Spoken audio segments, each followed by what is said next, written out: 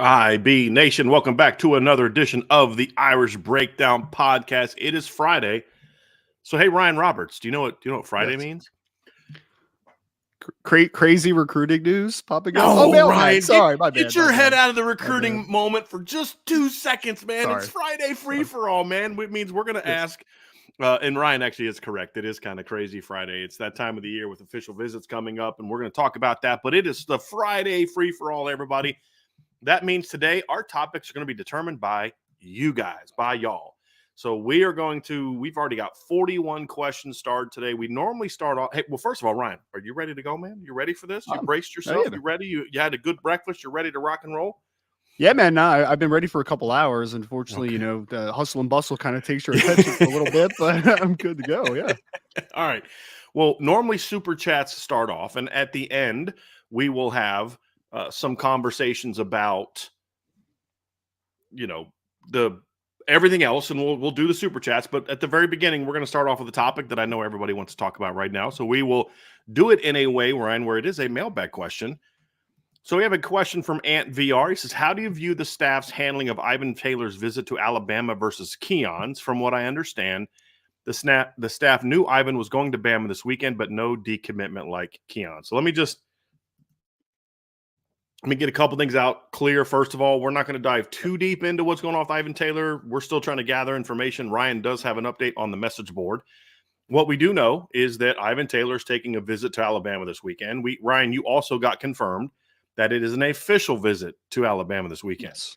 Yep. This kind of came up a little bit quicker than Keon. So Keon's situation is very different because Keon was talking to the Notre Dame staff for over a month about taking visits. It was going to be fall visits. That's what was different.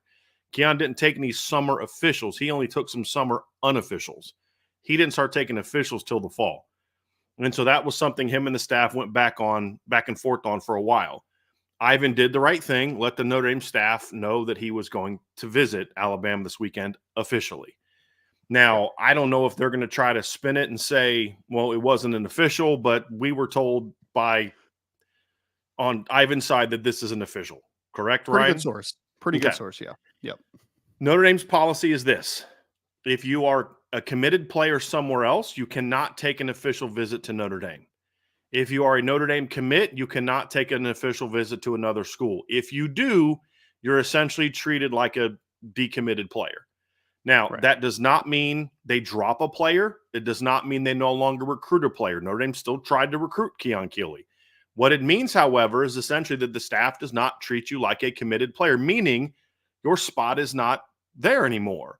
So in this particular situation, let's say Ivan takes an official visit to Alabama, visits Notre Dame. If he doesn't offer a recommitment to Notre Dame, then they're going to basically treat it like he's uncommitted. Whether he makes a public decommitment or not, that's not up to the staff. That's up to Ivan. So I think that with him visiting Notre Dame next weekend, you may not see a public decommitment. But I do know the staff is going to treat it as if that spot is open, which means you've got Jameer Joseph coming onto campus this weekend. You've got Jadon Blair coming onto campus in the middle between this weekend and next weekend.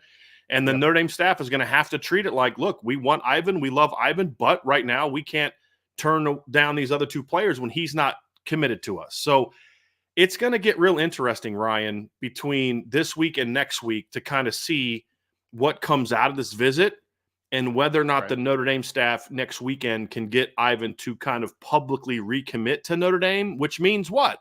No more visits. That's essentially what it means at this point in time, Ryan. Well, I mean, it's going to be really interesting because I remember when the Chris O'Leary situation happened, obviously, when he left Notre Dame for the LA Chargers, we had talked about it at the time because right before then, we had Danielle Taylor and Ike Taylor on the podcast to talk about Ivan's commitment. And who was the person that they raved about almost the entire podcast? It was Chris O'Leary. So clearly, Coach O'Leary had a big hand in Ivan Taylor committing to Notre Dame. And after that happened, there was reassurance, but also it was one of those things where there was going to be a testing period of like, hey, how does he mesh with Coach Mickens, and how does he feel about the movement in the staff just in general as far as the coaching staff? So I think that this is just one of those situations where there's just some feelings that are unsettled a little bit. And look, I'm interested to see what happens too, because this is kind of uncharted territory a little bit, right? Because we have never really had a player that wanted to take visits that had a official visit so close to coming back to Notre Dame, which is going to make it very, very fascinating. It's not like this was the only visit he was planning on taking in the next couple of weeks. Like literally, he was verified for next weekend to come on the official visit to Notre Dame. So I'm not 100% sure what happens out of this one, guys. To be honest with you, I'm not 100% sure about how the staff is even going to handle the entirety of the situation. I just know the facts are Ivan Taylor is down in Tuscaloosa on an official visit. He still has official visit set up for next weekend. Do I feel positive about the situation right now? No, I don't. But crazier things have happened in the recruiting world. We'll see what happens over the next few days. Ryan, I think a lot of the responses in the chat are completely missing the boat. And there's, oh, this is dumb policy and you can't do this and you can't. No, this is actually a very smart policy. And here's the reason why. You tell a player, whether it's Ivan Taylor, Keon Keeley, Deuce Knight, Peyton Bowen, whoever, that you can't take an official visit. And if you do, you're not considered part of the class. What does it say about that player's commitment to you if he still takes the official visit? Like, this is actually weeding this process out. If a kid is going to do this, then he's going to flip. And he was going to flip eventually. So now you say, okay, well, take all these officials, let the kid tell you, hey, coach, I'm good. I just want to enjoy the process. Ryan, we've been down this road before. That's what Peyton Bowen kept telling the Notre Dame coaches for a year. And they bought it. And they said, hey, you know what? Like, look, this kid's different, blah, blah, blah. He counted these officials as, he did these, they're unofficial, whatever. And then he flipped. Right. So, and that was the thing with Keon. It's like, if you really want to be in this class, you're not going to take those official visits. If you take those official visits, then you're not really committed to us. Because if you're willing to lose your spot in the class to just enjoy the process, you're not just enjoying the process, you're genuinely looking around.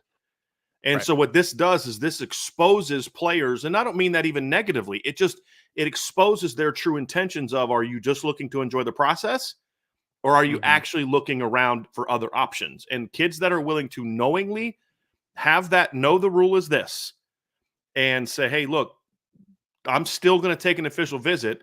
You now know exactly where you stand with that kid. So I understand, well, that means you might lose a guy. Guys, you were going to lose him anyway if that's the case, Ryan. I mean, if a kid knows the rule and is still willing to go visit somewhere else, odds are pretty good that kid was eventually going to flip anyway. He was just going to take an bunch of unofficial visits and then still flip to a school. And even if he doesn't flip and ends up signing with Notre Dame, and I'm not talking about even Ivan in this situation, I'm just saying just kind of this pathway we're talking about, they probably don't last long at Notre Dame. I mean, the transfer portal has made it so easy for players just to move, even if they do end up enrolling and signing with the program, right? So it's going to be a tentative situation. What I know about the Taylor family just in general is that they are not impulsive and they are not doing this just to be in the limelight and just to have the attention on them. That is not Ivan Taylor. It has never been Ivan Taylor. I truly believe that this is just a situation where there was a coaching change of a person that he really loved.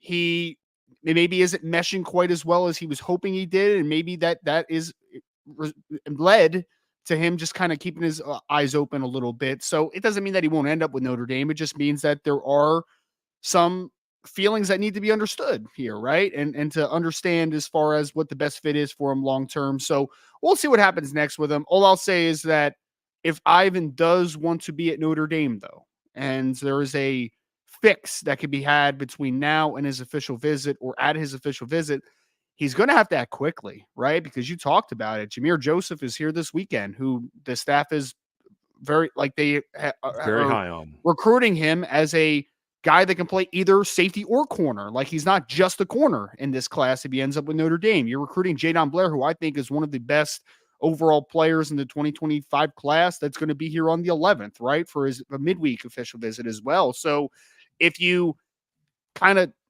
tread a little bit little too long, there potential of your spot to be lost in this class. Maybe that doesn't matter. Maybe it does. Either way, Notre Dame's going to be okay. They're going to be good with safety recruiting in 2025, regardless. But I would like Ivan Taylor to be a part of the class because I think he's Sure. a very talented player. But we'll see what the Sure. next steps are after today. Ryan, there's some emotional responses going on in this chat, and here's the Well, reality. well, You guys, can I say one more thing of real course, quick? Is of that course. I am all for the rule, by the way. Mhm. Because this is the way I look at it. Whether you agree with what the rule is or isn't, I am 100% on if that's the rule, it has to be the rule for everyone. I'm not for making loopholes and exceptions for players because then that sends a very bad standard. And that's the one thing that I feel like most people have applauded Coach Freeman for is that he is authentic and what he says is the way things go, Right. right? And there's no loopholes, there's no double standard, there's none of that stuff. So if you allow this one to slide and say like, oh, it's okay, Ivan, you're too good for us to Right. consider you a decommitment in this class, then that sets a terrible precedent for the next step and the next step and the next recruit in the 2026 class, 2027. If it's a rule, it needs to be a rule. And I don't think that one player needs to be, I don't think one player should have the power of changing your mindset of how your Agree. program is built. Because here's what happens, Ryan. First of all, I'll talk about the emotional responses here in a second because some of y'all need to take a deep breath and you've never been through this process, so stop acting like you know how you would have handled it if you were in the same shoes, right? Here's the reality. Here's all I ask from players, Ryan. Be honest. It's all I've ever asked from players. Be honest. Be honest with the coaches. Be honest with yourself. Be honest with coaches of the other schools. Be honest. And Ivan was honest. He told the Notre Dame coaches about this. He's expressed to the Notre Dame coaches some of the concerns he has. You can't ask for anything other than that, guys. If he decides ultimately that somewhere else is better than him, for him, then good for him. If he decides through this process that he becomes more committed to Notre Dame, good for him. But here's the reality. Let's say that Notre Dame's like, okay, Ivan, we'll make an exception for you. What's the first thing Alabama does? Or not Alabama because they just got Keelan Russell. What's the first thing Ole Miss does? Hey, Deuce, guess what? Notre Dame changed the rule for Ivan Taylor. Right. I'm pretty sure they're going to change the rule for you too. Come on an official visit. Yep. Right? So And if not do somebody else in the 2025 class or Noah Grubbs is committed early. So, all the schools that were already recruiting him would be like, hey dude, you could still take visits. Like it's not Right. a big deal. Like look what just Right. happened with Ivan Taylor. Yeah, it's the precedent behind it. And it's also the flip side is how committed is a kid to interest in you? Remember the Calvin Simpson Hunt kid that ended up going to Ohio Yes. State? Yep. He did not want to decommit from Texas Tech. He wanted to kind of keep them on the back burner until he found out where he wanted to go. So you know what Notre Dame did? They canceled his official visit. Said you can't come on an official visit. We don't allow committed players to come here. Why did that matter? Because it exposed his interest in Notre Dame. And it showed that, okay, he may like you, but he's not as serious about you as some other places. Because if he was, he'd be willing to decommit. KK Smith decommitted. Yep. And then came on an official. It's like just wanting a placeholder for yourself, right? Like I think in the Calvin Simpson Hunt situation, I do think there was some interest in Notre Dame, but it was just a simple fact of like he didn't want to make the trip and then get burnt on the back end, right? In case he didn't want to end up at Notre Dame. So yeah, it's a placeholder Which is situation. fine, Yeah. but it shows where you are, right? And that's Yep. and it's not wrong of the kid to not feel that way. It's not wrong of Ivan Taylor to be uncertain. It's not wrong of Keon Keeley to feel the way he did. You have to do what's best for you. What this does is this lets everybody know this is where we stand with this player. And if you don't have this rule, then you don't know really where you stand. If you don't have this rule, then you can say, kids, hey, we'd like you not to take officials, but they're still going to take officials. I'll tell you, oh, coach, I love you. I mean, guys, let me just remind you, the night before signing day of 2023, Peyton Bowen told the Notre Dame coaches and the Notre Dame commits he was going to commit to Notre Dame. I literally had a commit call me that night and was like, dude, Peyton's coming. I'm like, oh, that's great, Right. dude. Great. And The then, next day, he commits to Oregon after telling Notre Dame and Oklahoma he was going to commit to Notre Dame. Then the night of signing day, after that whole Oregon thing, he tells the Notre Dame coaches again that he wants to come to Notre Dame, and the next day commits to Oklahoma. Yeah. I mean, so you have to have some recourse to be able to truly show, are you really on board or not? And if a kid is willing to lose a spot in the class to take a visit, It's not a bad thing to do that or ask of him, because it tells you exactly where you stand with that kid. Now, does that mean that Notre Dame is mad at Ivan Taylor and they don't want Ivan? No, it doesn't mean that. It just means that Notre Dame now has to act as if he is no longer in the class. And they're going to treat him next weekend like a kid we have to land. We have to get a commitment from. And if we don't get a commitment from him next weekend, then it's time to move on to somebody else. That's how they're going to have to handle this situation. And that's what I believe they're going to do. So I don't think that, I think just based on conversations I've had, how I think this Notre Dame staff handles these type of things, they're going to look at it and say, this is a kid that is not committed to us right now. We still want him. Whether he publicly does it or not is sort of irrelevant. Yeah, it really is. And I think there's some that believe that Notre Dame drops kids. No, they will drop some kids, but it's not the rule. Right. With Sean Terry, he didn't even take an official visit. He took an unofficial visit, and they pretty much were like, "Okay, we're going to process him out."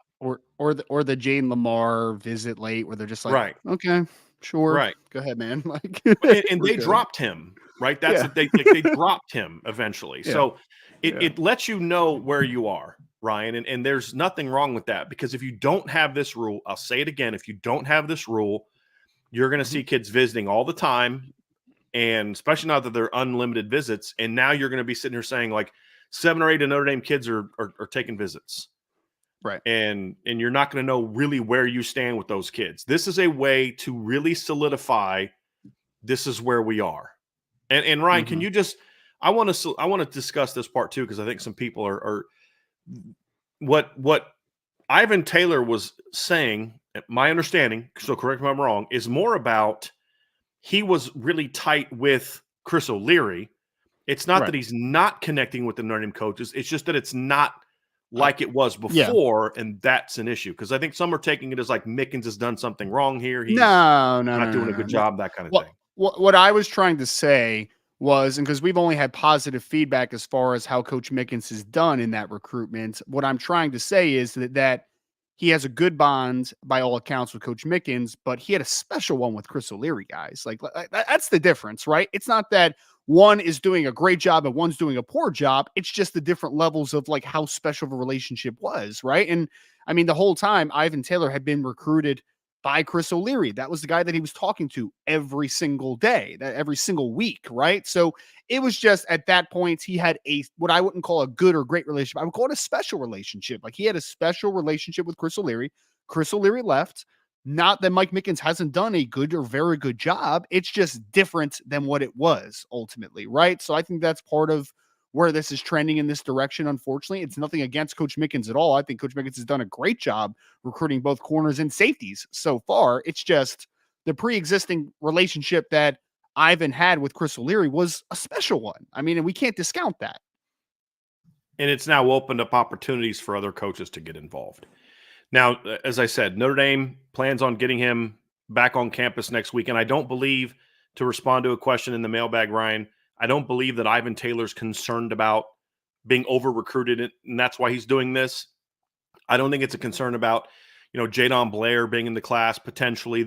Look, I really think this is kind of one of those things where he had some initial concerns about the loss of O'Leary. Seems like things were solidified, right?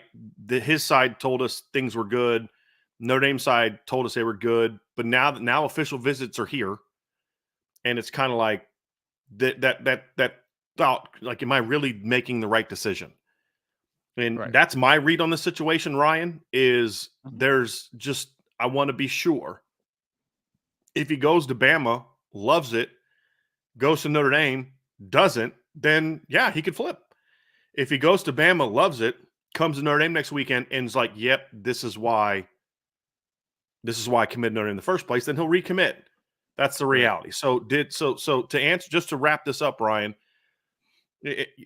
is Ivan Taylor committed to Notre Dame? In his eyes, I believe he is. Is Notre Dame going to force him to do a public decommitment? I think that would be unwise. Because of the fact he's visiting next weekend.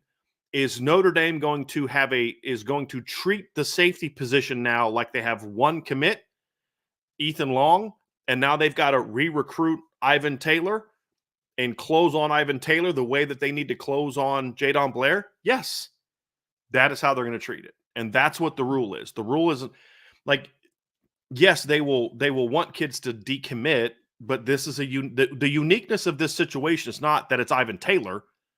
The uniqueness of the situation is he's visiting in a week. The timing. Yeah. Right. So why go through this process, force him to do something publicly that maybe he might find embarrassing, and then try to do what? Smooth it over next weekend? So it's more about your spot is no longer locked in. Notre Dame's situation with Keon was a little different because with Keon, they saw the writing was on the wall. It wasn't so much that Keon just wanted to be sure about Notre Dame. It was that Keon was thinking Notre Dame wasn't the place and other places were. That's really what it boiled down to. This is a little bit of a different situation. So I don't believe anything in this scenario is outside of what the rule is. I think this is exactly what the rule is, why the rule is there. This is exactly why Notre Dame keeps recruiting guys like Jameer Smith and Jadon Blair. Obviously, Jadon Blair, you're recruiting because he's an elite player. I keep saying Jameer Smith. Like, dude played running back. He's from North Carolina. Former Notre Dame great. Former Notre Dame. I know, right? Yeah. An App State legend. Jameer Joseph is because you keep recruiting good players until you can anymore. I mean, that's the reality of it. So, obviously, not great news. We're not going to try. Look, just so we're clear, we're not spinning this like it's okay. Everything's okay, folks. Don't worry. He's going to still be in the class. We're not saying that at all. We're saying this is a concern.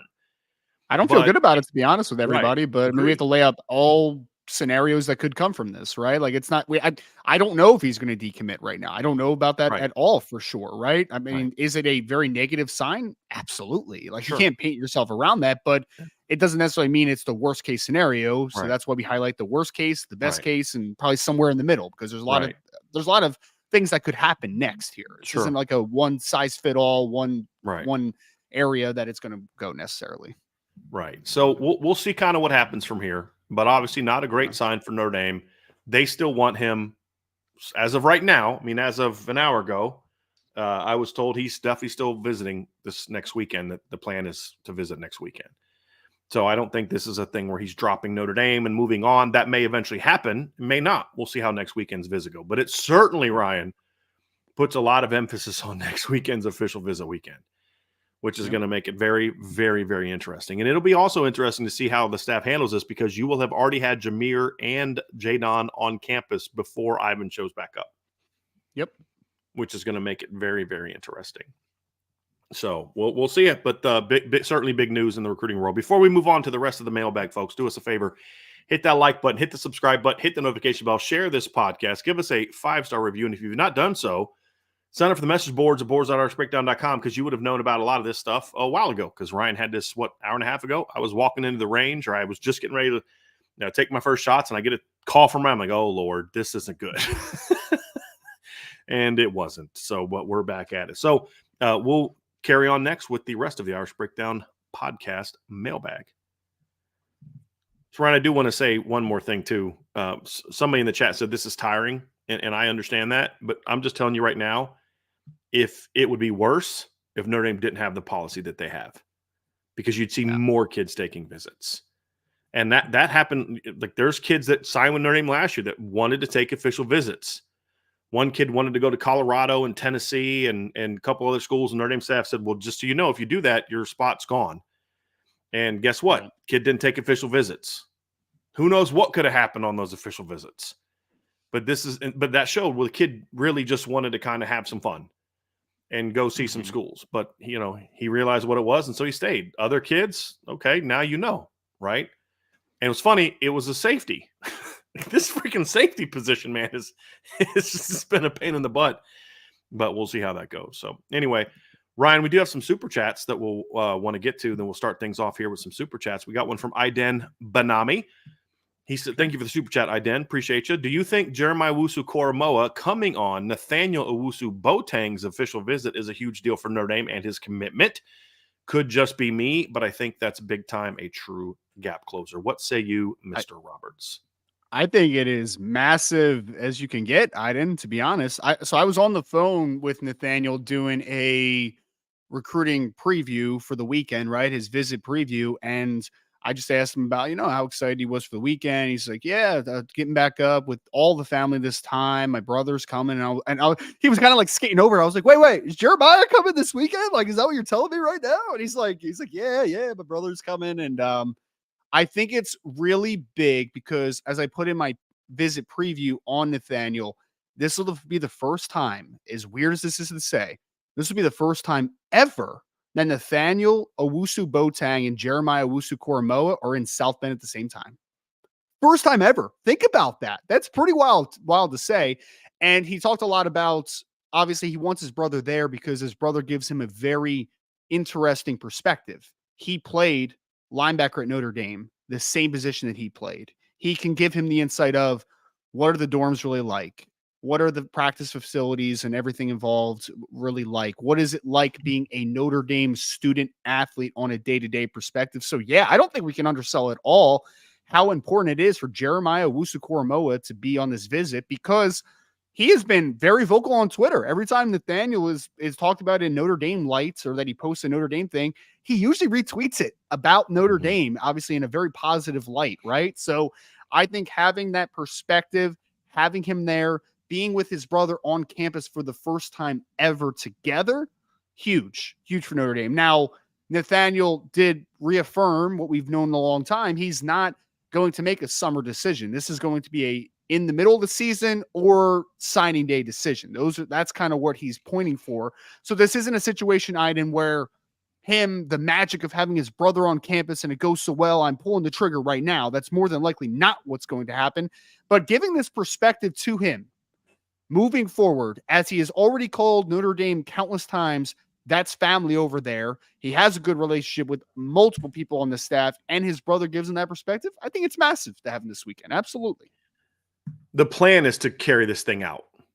Things can change, but the plan is to carry this thing out. And one of the things that could change that is his brother being on campus. But I don't know that his brother is the type of young man that would try to convince Nathaniel to get off of his timeline. Because most kids that go through this, even when they're not related, are like, hey, man, you got to do this is what worked for me. This is what I did. You've got to figure out what's best for you. Because let's not also forget that Nathaniel Jeremiah didn't commit to Notre Dame until December either. Because he was part of the whole when the Van Gorder, Mike Elko changeover. He was a kid that Mike Elko and Clark Lee were recruiting to Wake Forest. And he was kind of down to Virginia and Michigan State. And he was flying under the radar. And then when Elko came to Notre Dame, he was like, we got to go get this Jeremiah Owusu-Koramoah kid. And I think at the time, I only knew his name was only like what people talked about was just Jeremiah Owusu. And then we realized that it was different. But like that's how under the radar he was. And Notre Dame got him late as well. And it worked out for him. But like you said, Ryan, it certainly helps. And the other thing, too, that Jeremiah can do is he can walk around like, dude, this is so much different than when I was here. Sure. Like the indoor facility was not here when Jeremiah was here. I mean, that was built. No, actually, it was his last year. It was like they got that his last year. Now that I remember, because I remember they had the spring before the COVID season is when that thing was finished. And that was, so Jeremiah had that for a year. He's going to look at the new building that's being put up and be like, dude, they're doing so much just from the time I got here to the time I left to now. Like they're doing so much. And I don't think those things hurt because you're going to have an experience of someone who has seen the commitment that Notre Dame is making to building this football program up. And I think Jeremiah got here just when the new facilities were kind of kicking in with the Crossroads project too. So there'll be a unique perspective as well. Got another super chat, Ryan, from Iden. He says, thank you again, Iden. Way too early to predict Brilien Wack's school, right?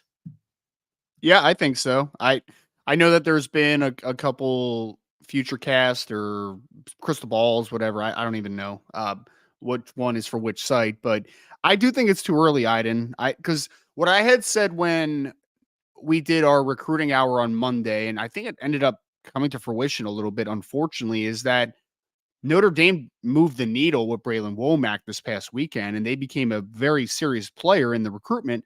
But I also wanted to see how things finished out the rest of that trip, because he wasn't just going to see Notre Dame. He was also camping at Ohio State a couple days after that as well. So, like, let's see how the rest of the trip finishes up, if he's still feeling quite as giddy on Notre Dame afterwards and stuff. And he ends up getting the offer from Ohio State as well.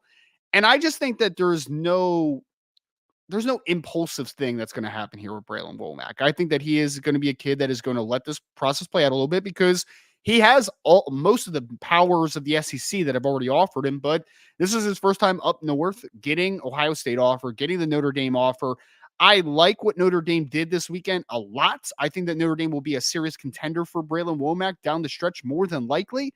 But is it too early for a prediction to Notre Dame? Yeah, I think so. I think it's a little bit too early. I think that we need to let the process play out a little bit more. All right, Ryan. I also think, I'll say it again, people have to understand what crystal balls are for. They're not meant to be predictive of this happening now. You get more credit, more points if you pick it early. So, Right. yes, it was. And then when one person does it, it's like everybody wants to kind of jump on, because I don't want to be the guy that missed out on getting this prediction right. But I do agree with you. From the people I've talked to at Notre Dame, they did a great job with Brilien Yep. Wack. And they did a great job coming into the visit. And then obviously during the visit, things went really, really well. But they're going to have plenty of look. And if he committed to them tomorrow, they're going to have to recruit him hard for the next 2 years, right? Yep. So, Because Alabama, Ohio State are not going to stop. Yep. absolutely right. Absolutely right. Nate M., if you had to choose now, would you expect the offensive line to play to their competition throughout the year, or dominate where they have the advantage? I So That's basically, it's an like in interesting games where they question. Yeah. should dominate, will they dominate, or will they be up and down? And I think some of the premise of this, Ryan, just to give you a heads up, is that's one of the things I discussed when I did my line breakdown the other day that this line needs to do. Is last year Right. it was just, I mean, you play great against Ohio State, and then you play like terrible. I mean, just like in a week's time, two completely different offensive lines, and then you play great and 1 week, and then you play really bad the next. And to get like against Stanford, they didn't Right. play great. The numbers look great, but they didn't necessarily play great. So that's, I Right. think, we're at the heart of where this question's coming from.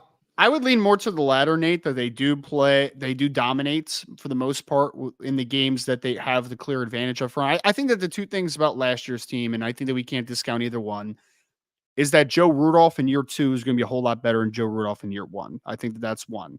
Yes, you lost one elite player and one good player off the offensive line, but you're reloading with a lot of talent that has now had Joe Rudolph for 2 years. And if Joe Rudolph's a good offensive line coach, I think 2 years with Joe Rudolph is going to pay dividends for a lot of players, right? Moving forward.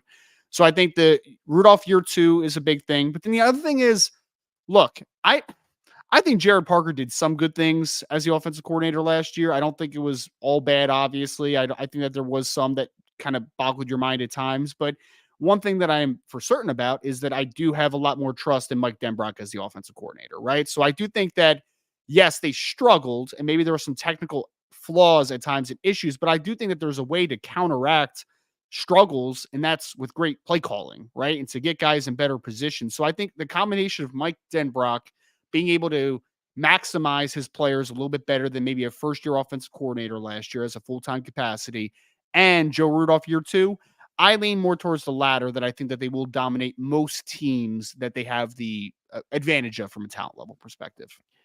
I'm going to give you a third reason why I agree with you, Ryan. I think the first two are there. I think where this line is going to struggle when it does is going to be against some of the better or more veteran teams, because it's a young group.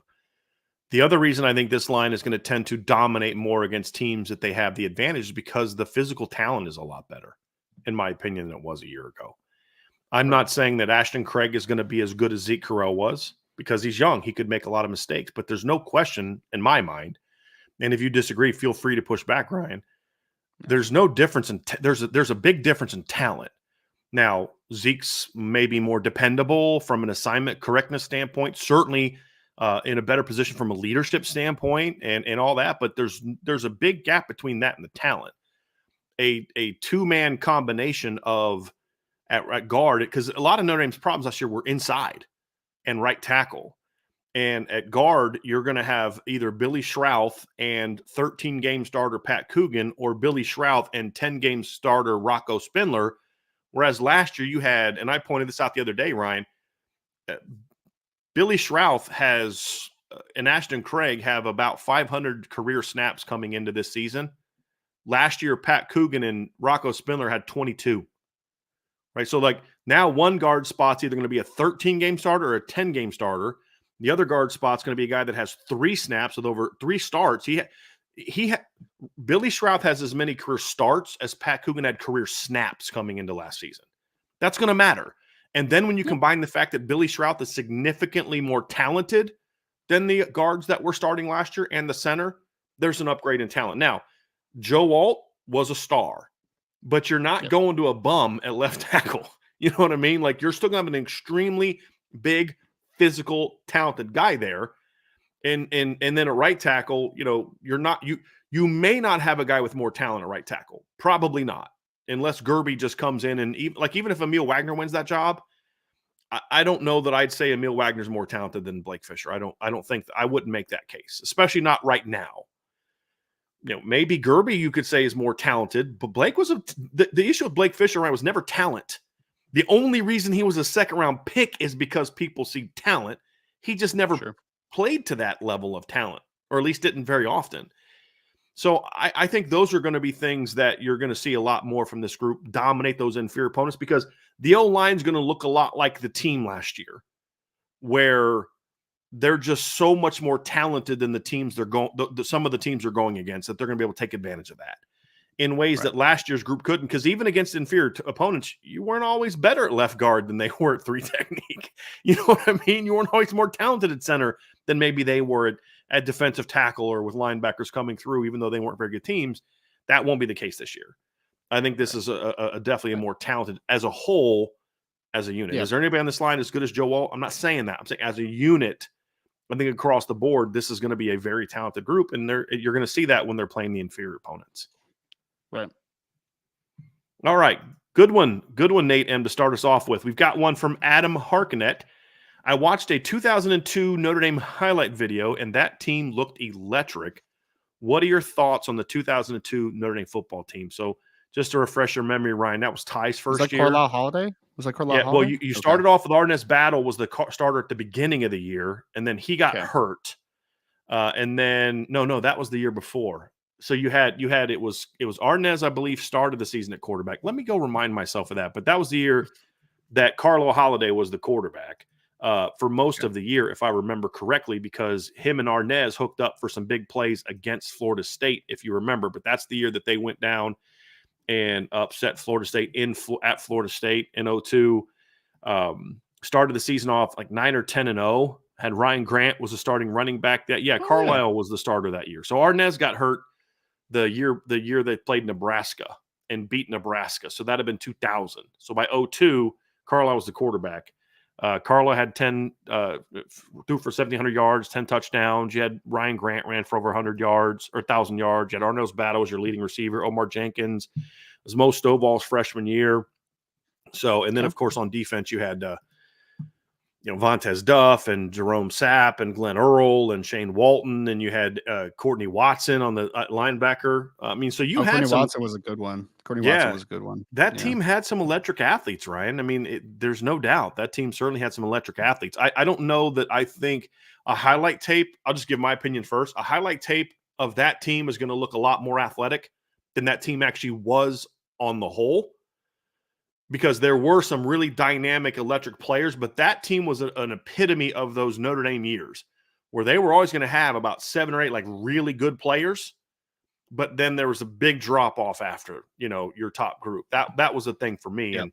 Yeah. But that team, I mean, Vontez Duff, if you remember, had a kick return against Maryland to kick that season off. They were actually underdogs in that game. Maryland came into that season ranked. And Notre Dame went and upset them on a neutral field and started the season off great. But yeah, Arnez had a long career in the NFL. Carlisle played the receiver in the NFL for the Packers for a while. I mean, Ryan Grant had an NFL career for a little bit. That was Ryan Grant was better in the NFL than he was in college. Yes. It's kind of funny. Yes. And I still think Glenn Earl would have had a very good long NFL career if he didn't have all the injuries. So he was a very good player. So that was a pretty electric team at the top. I think you saw in some games that there were places they could be exposed, in my opinion. And they weren't great in the trenches. It's a good team in the trenches. It wasn't a great team in the trenches either. Was it Although I like did Ryan love Harris their at that point or no? yeah, Ryan Harris was on the team? no, Ryan's first year, I believe, came in '03. I Oh, could be 03? wrong on that because I think his last year Notre Okay. Dame was '06, so 5, 4, 3.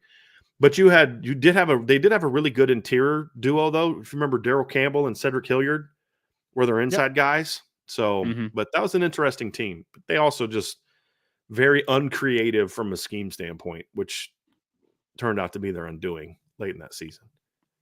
I used to love Carlisle Holiday. I think I've told the story that my first Notre Dame jersey was number 7 because of Carlisle Holiday, because he was one of my first memories of Notre Dame was when they won the recruiting battle for him because he was dynamic coming out of the state of Texas. So yeah, I was big Carlisle Holiday fan, man. Big Carlisle. Still wish he would have been able to play for Lou.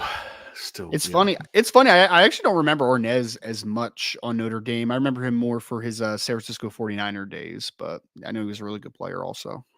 That Florida State game, you could see Arnez was electric in that game. He had a big Yeah. play, caught a deep, I think it was a post, caught a deep post over the top.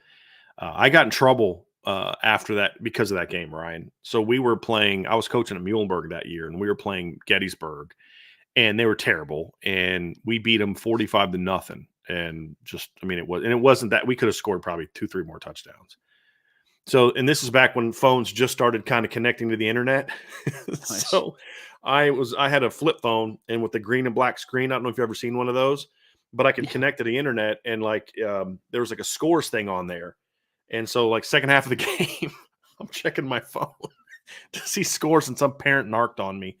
And so my coach called me in and was like, yeah, that's not okay. You're not allowed to do that. And I got in a little bit of trouble. Just got a stern talking to from my head coach. But yeah, so I was like, man, then you see they're winning. You're like, holy crap, you're going to keep looking back at the score. And they ended up winning in convincing fashion. So yeah, that's what I remember about that team. All right. Iden Benami, why do we always say Notre Dame played X number of ranked teams at the end of the year, but it's based off if they're ranked teams at the end of the year? Why shouldn't it be ranked teams when we played them? I'm going to say this, Ryan, because what a team was when you played them is not indicative of what they were at the end of the year.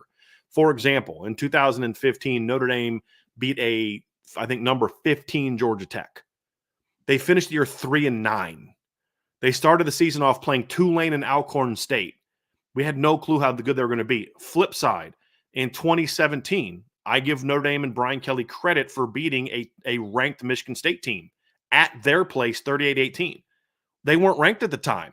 So should we not give Brian Kelly's team credit for beating a 10-win top 20 team because they didn't happen to be ranked at the time? So that's to me why I don't think where a team is ranked when they play matters a whole lot to me as far as understanding the quality of the win. Now, the momentum can be big. If you beat a team ranked in the top 5 at a certain time, and then by the end of the year, they've lost a bunch of games, it doesn't take away from the momentum you gained with that particular win. Sure. And there's times where, Notre Dame beat a really good Stanford team in 2012. For some reason, Stanford had dropped. They weren't considered to be really good. They'd lost Andrew Luck. They didn't get the love that they should have got. So then when Notre Dame beat that team in 2012, they weren't ranked all that high. I think like 15th or 16th. Well, by the end of the year, they were top 10 team. So did you play the 17th team in the country that day, or did you play a top 10 team? People just didn't know it yet.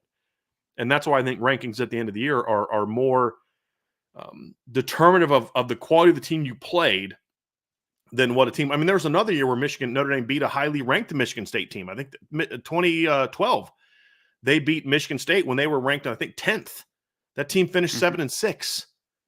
Right. I think they were ranked higher than Stanford, who won 10 or 11 games that year. So who was the better team? Number 10. I'm actually going to look that up, Ryan, because I want to be remembered of what the rankings were for those two teams. But that's why I think, for me, I believe that's why those things matter. So I'm looking at the schedule. When they beat Michigan State at the time, Michigan State was ranked 10th and Stanford was ranked 17th when they played. Now, Michigan State finished that season 7-6. Stanford finished that season 12-2 and ranked 7th. So who was the better team? And does me telling you that Notre Dame beat a number 10 team on the road tell you anything about how good that Michigan State team was? And does me telling you they beat number 17 Stanford tell you about how good of a win that actually was? It doesn't. And that's why I Right. think rankings at the end of the season are a lot more they mean more to me than what a team happens to be when they were ranked at the time of the game. Sure. Well, I mean, why do we build resumes after the season? It's because they quantify to how good a team was or their standings, what it used to be, obviously more than what it's going to be now with like conference champions and such in the playoffs. But I mean, either way, it's still matters obviously to building a resume overall. I mean, I, I that's why I always struggle with even preseason rankings sometimes. With this team's ranked this is going to be a really tough game, and I'm just like, well, why? Like, tell me, well, like, what a part of the roster makes you scared? I mean, is there something about it that is really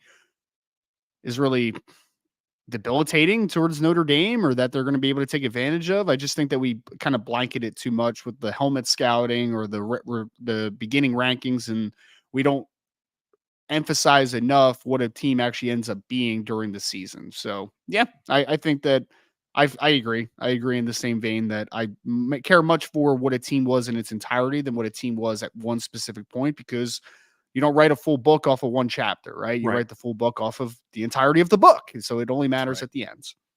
Somebody reminded us of another game, right? Eric Santini reminded us, remember in 2013, Notre Dame beat Michigan State at home. Michigan State was unranked.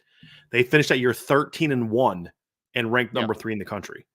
So again, what tells the tale of how big of a win that game was? Was it the fact that they were unranked when they played? Like Michigan State didn't become the number 3 team in the country 10 weeks later. They were that team then. It's very rare that you see a team make a dramatic turnaround like 2016 USC. Like 2016 USC in September was not very good. 2016 USC in November could beat anybody. I mean, I think they could have played with Clemson that year. They could have played with Alabama that year. They could have played with anybody by the time we got to the end of the season. They were a different team. They had a unique situation around where they went through a bunch of personnel changes, especially at quarterback. They went from Max Brown to Sam Darnold. That had a huge impact on them. That's rare. That's an anomaly. Usually you're kind of either good or not very good all year, and you eventually get exposed by your entire season. But yeah, the 13 season that Eric brought up over Michigan State might be the best example. So Brian Kelly never beat a top 5 team. Well, yeah, he did. He beat Michigan State, who finished the year in the top. I mean, so that gives him more credit. So, to me, I think that to me matters a lot more than win a team. Now, the only exception is like if you play a team in a bowl game that's ranked 22nd, and then you beat them, they fall out. I kind of feel like you beat a good top 25 football. That's a little bit different because they were ranked in the top 25 off the entirety of their entire season. So, I'll give you a little bit of credit of saying like, that was a good team. That was a good ranked team. Yeah, so good stuff. That's it. And I like the question. I think it's a very fair question.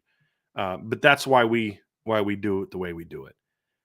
John A1, what makes Josh Burnham a better option to move to end over Jordan Botelho?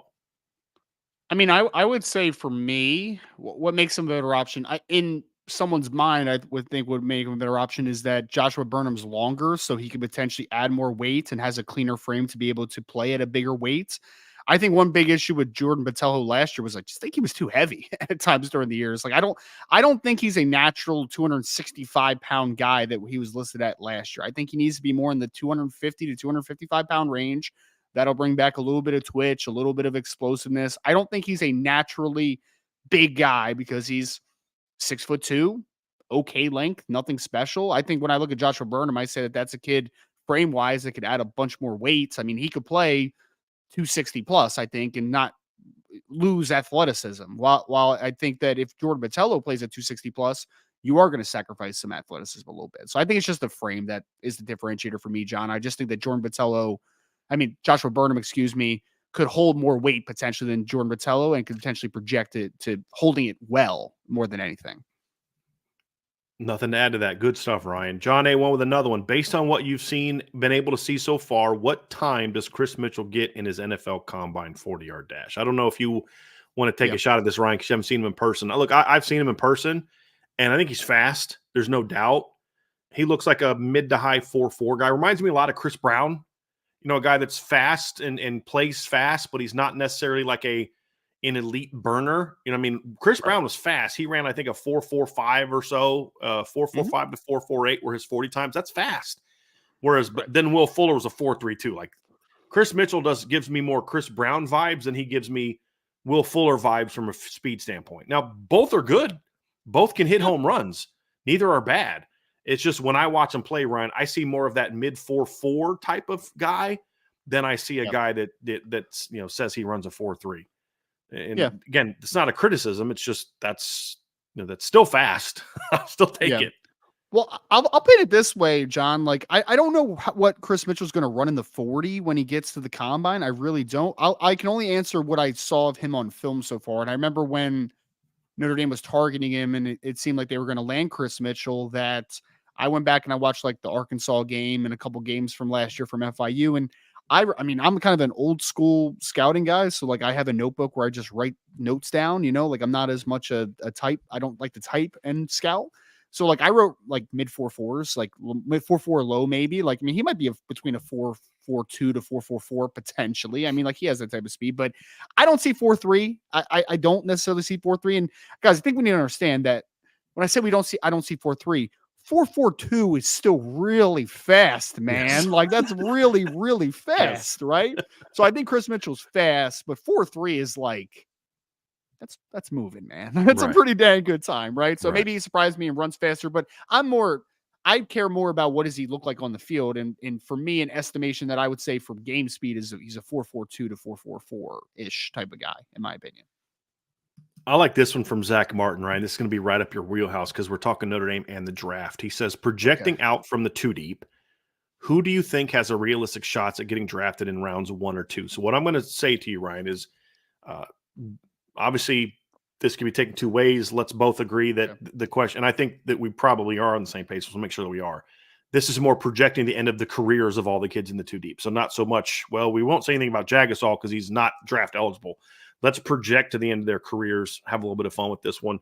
Who are the guys that you would say are first or second round guys, or at least have the potential when their time comes to be first or second round Sure. guys on this Okay. Notre Dame team in the So, two so deep? ba- yeah, based on where we are right now, obviously I know there's competitions that are going to go into the fall and it'll be reshaped a little bit, but based upon where we are, I think Riley Leonard has I would just call it top 64 potential. I'm not even going to necessarily say round 1 or round 2, but I think that he has high level traits. So I think that he could be a first round type player at quarterback. Too deep at running back. I think Jeremiah Love definitely has that type of upside. I need to see a little bit more from Jadarian Price. It's not necessarily that I don't think that he can get there, but I think that running back has become a little bit of a devalued position a little bit. I mean, we didn't have a running back that was drafted. We only had one running back drafted in the top 2 rounds this year, Jonathan Brooks out of Texas. And then beside that, guys like Trey Benson, who ran like 4.3 something at the combine and was very productive at Florida State, didn't go until the 3rd round, right? So, but I think Jeremiah Love brings a very unique skill set where I could see him potentially being that high. Jadarian, I just need to see a little bit more, just kind of moving forward. Tight end. I mean, like Eli Raridan could be that guy, but I mean, there's a lot dependent upon there, right? Like medicals and obviously having a breakout. I think Mitchell Evans will be drafted probably somewhere in the top 150 to 100. Like, I think he could be a 3rd to 4th rounder potentially, but I don't know if he necessarily ends up in a 2nd rounder just because I don't know if he's anywhere dynamic athletically. So I'll say Yeah. no to him potentially, but Right. probably yes Brian, to I was Eli going Raridan to if he ask you reaches that there. one. Do you? I feel Yeah. like with Mitchell Evans that it's a combination of speed and injury history. Yeah. Like he's very I, good, but like you said, I right. mean, if Michael Mayer is going to fall to the 2nd round because he lacked dynamic athleticism, I think Right. Mitchell's athletic. I don't think he's explosive. Yeah. In the No, NFL he's seems to really smooth. like those explosive guys. Yeah. Yeah, he's smooth. He kind of reminds me of Hunter Henry a little bit. That's been a good tight end in the NFL for a long time. I wouldn't call him necessarily dynamic athlete, but he's smooth and he's got a huge frame, right? I think in a vacuum, if Mitchell Evans just had a full season that he did last year, as far as like the full scope of what he was doing from a week to week perspective and didn't have the injury issues, then I might be more willing to go there. But I just don't think, based upon where I'm at now, that I'd be willing to put my name on that one, right? So I'll say no to him, but I'll say maybe to Eli Raridan. A lot dependent there, but he's going to be the type of athlete that teams are going to fall in love with if he's able to produce and stay healthy the rest of his career. So that's a dependent one. Charles Jagusah has 1st round upside for sure. I think he definitely has top 2 round upside. Absolutely. Billy Shrout, I think, has 2 round upside. Ashton Craig, maybe. He's like a maybe to me right now. Offensive tackle wise, at right tackle, I would say no as of right now, but we'll Considering the see if two Emil that are there, Wagner. just right, just Right. so people are clear, we're not talking about Gerby Lambert Yeah, because just too right now deep. we're not projecting him to the 2 deep. Right. Right. Like Emil Wagner, if he can easily hold 300 pounds and he maintains athleticism, like maybe, but there's obviously still question marks there, and we just haven't seen enough. So I'll say Billy and Charles are the only two guys that I would say yes to right now that have that upside, but maybe Ashton Craig might be there. Defensive wise, I don't think RJ Oben. I don't think Jordan Botelho. I think that, I mean, is Bryce Young in the 2 deep? He's close, right? I mean, like he's Well, let's. I was thinking about that, Ryan. Let's count Boubacar and Bryce in the conversation because even though they're not in the okay, quote unquote 2 deep, they're going to play.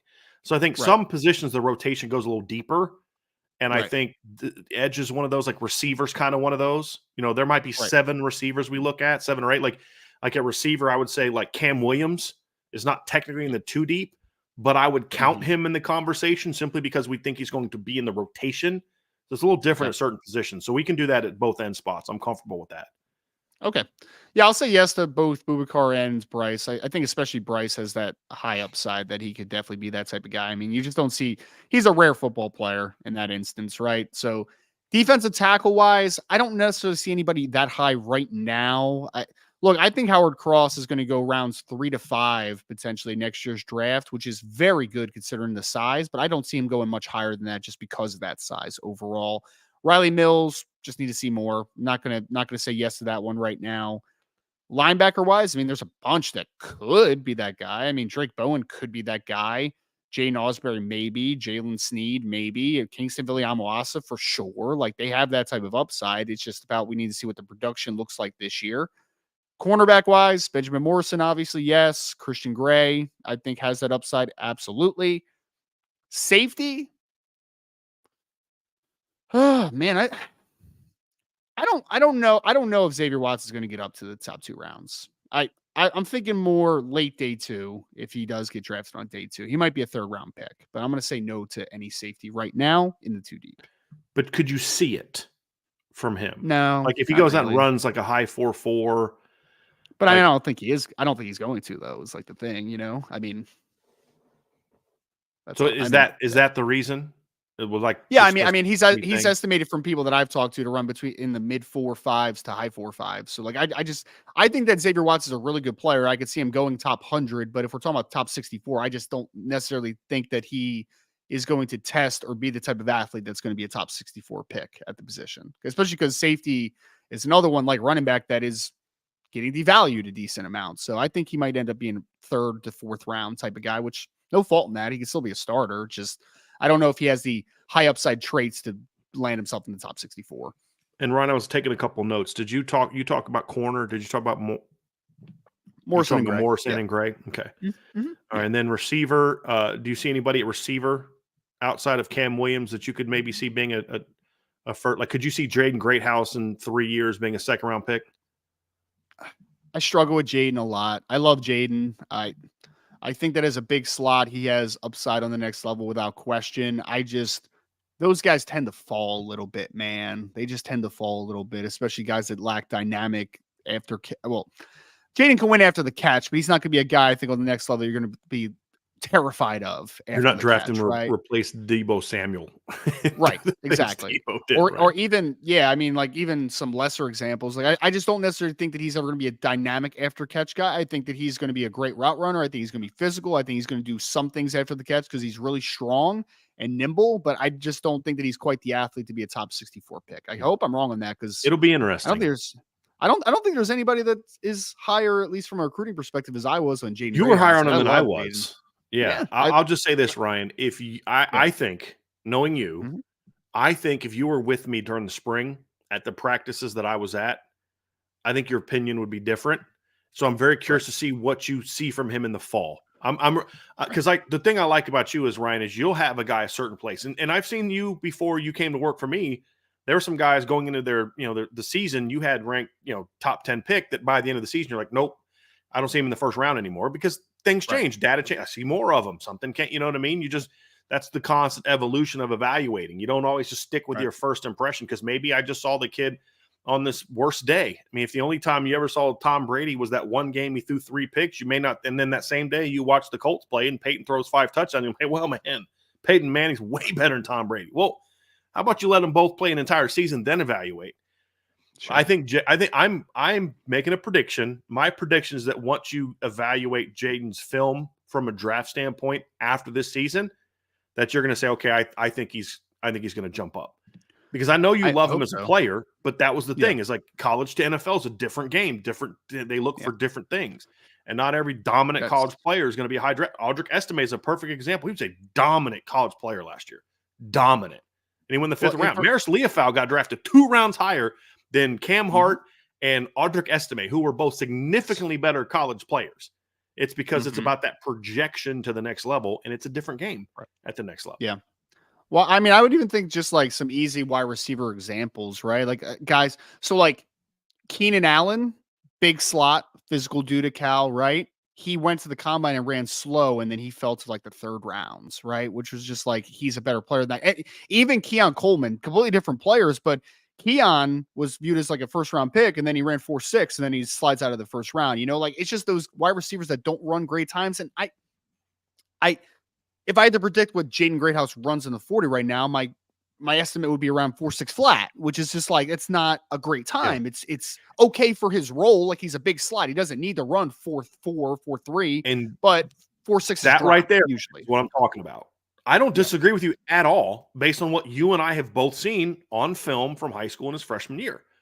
I just think once you see what I saw this spring, I'm curious to see what your opinion is. Because, again, you can only evaluate based off what you see. You can't evaluate based on what I tell you I saw. You have to evaluate based on what you saw. And so I'm curious. It's going to be interesting to see that. It's going to be really interesting to see that. I think ESPN, if they do any NFL draft stuff, they'll really like him because they'll just list him as a tight end and be like, man, 4.6 for tight ends. Great time. Seriously, though. Jaden Thomas, future NFL tight end, baby. Yeah. I love the shade. For those who don't get it, Jaden Greathouse was listed as a tight end by ESPN's recruiting rankings at 6'1", they never changed it. 205 pounds. No, it's ridiculous. They never changed it. There was they did some sort of remember last year when they did the tight end room ranking, or they were talking about the offense and they talked about Preston Zinner and Jaden Greathouse as tight ends. They didn't mention Mitchell Evans at all. Don't you remember the broadcast of the Syracuse game when they just kept calling Jaden Thomas a tight end too? Well, what was funny is we didn't know what was going on because our board was losing it. So Ryan and I, you and I are at the game together. We're sitting beside each other in the Carrier Dome, watching the game play out, and we're kind of monitoring the board and stuff. And I think I put you kind of in charge of like just checking to make sure the live chat was going okay.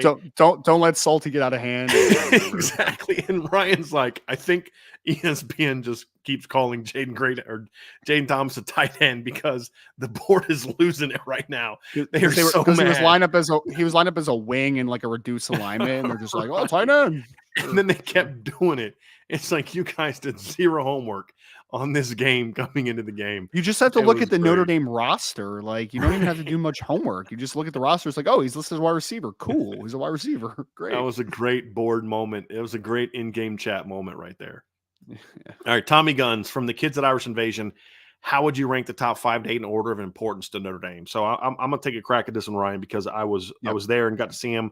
I think you have to separate it into 2 groups. One is the committed players. I think when you look at the guys that are very important to Notre Dame, obviously Deuce and Noah Grubbs at the top as quarterbacks. Those are very important to Notre Dame. Not just are they talented players, but quarterbacks tend to be sort of ringleaders to a class.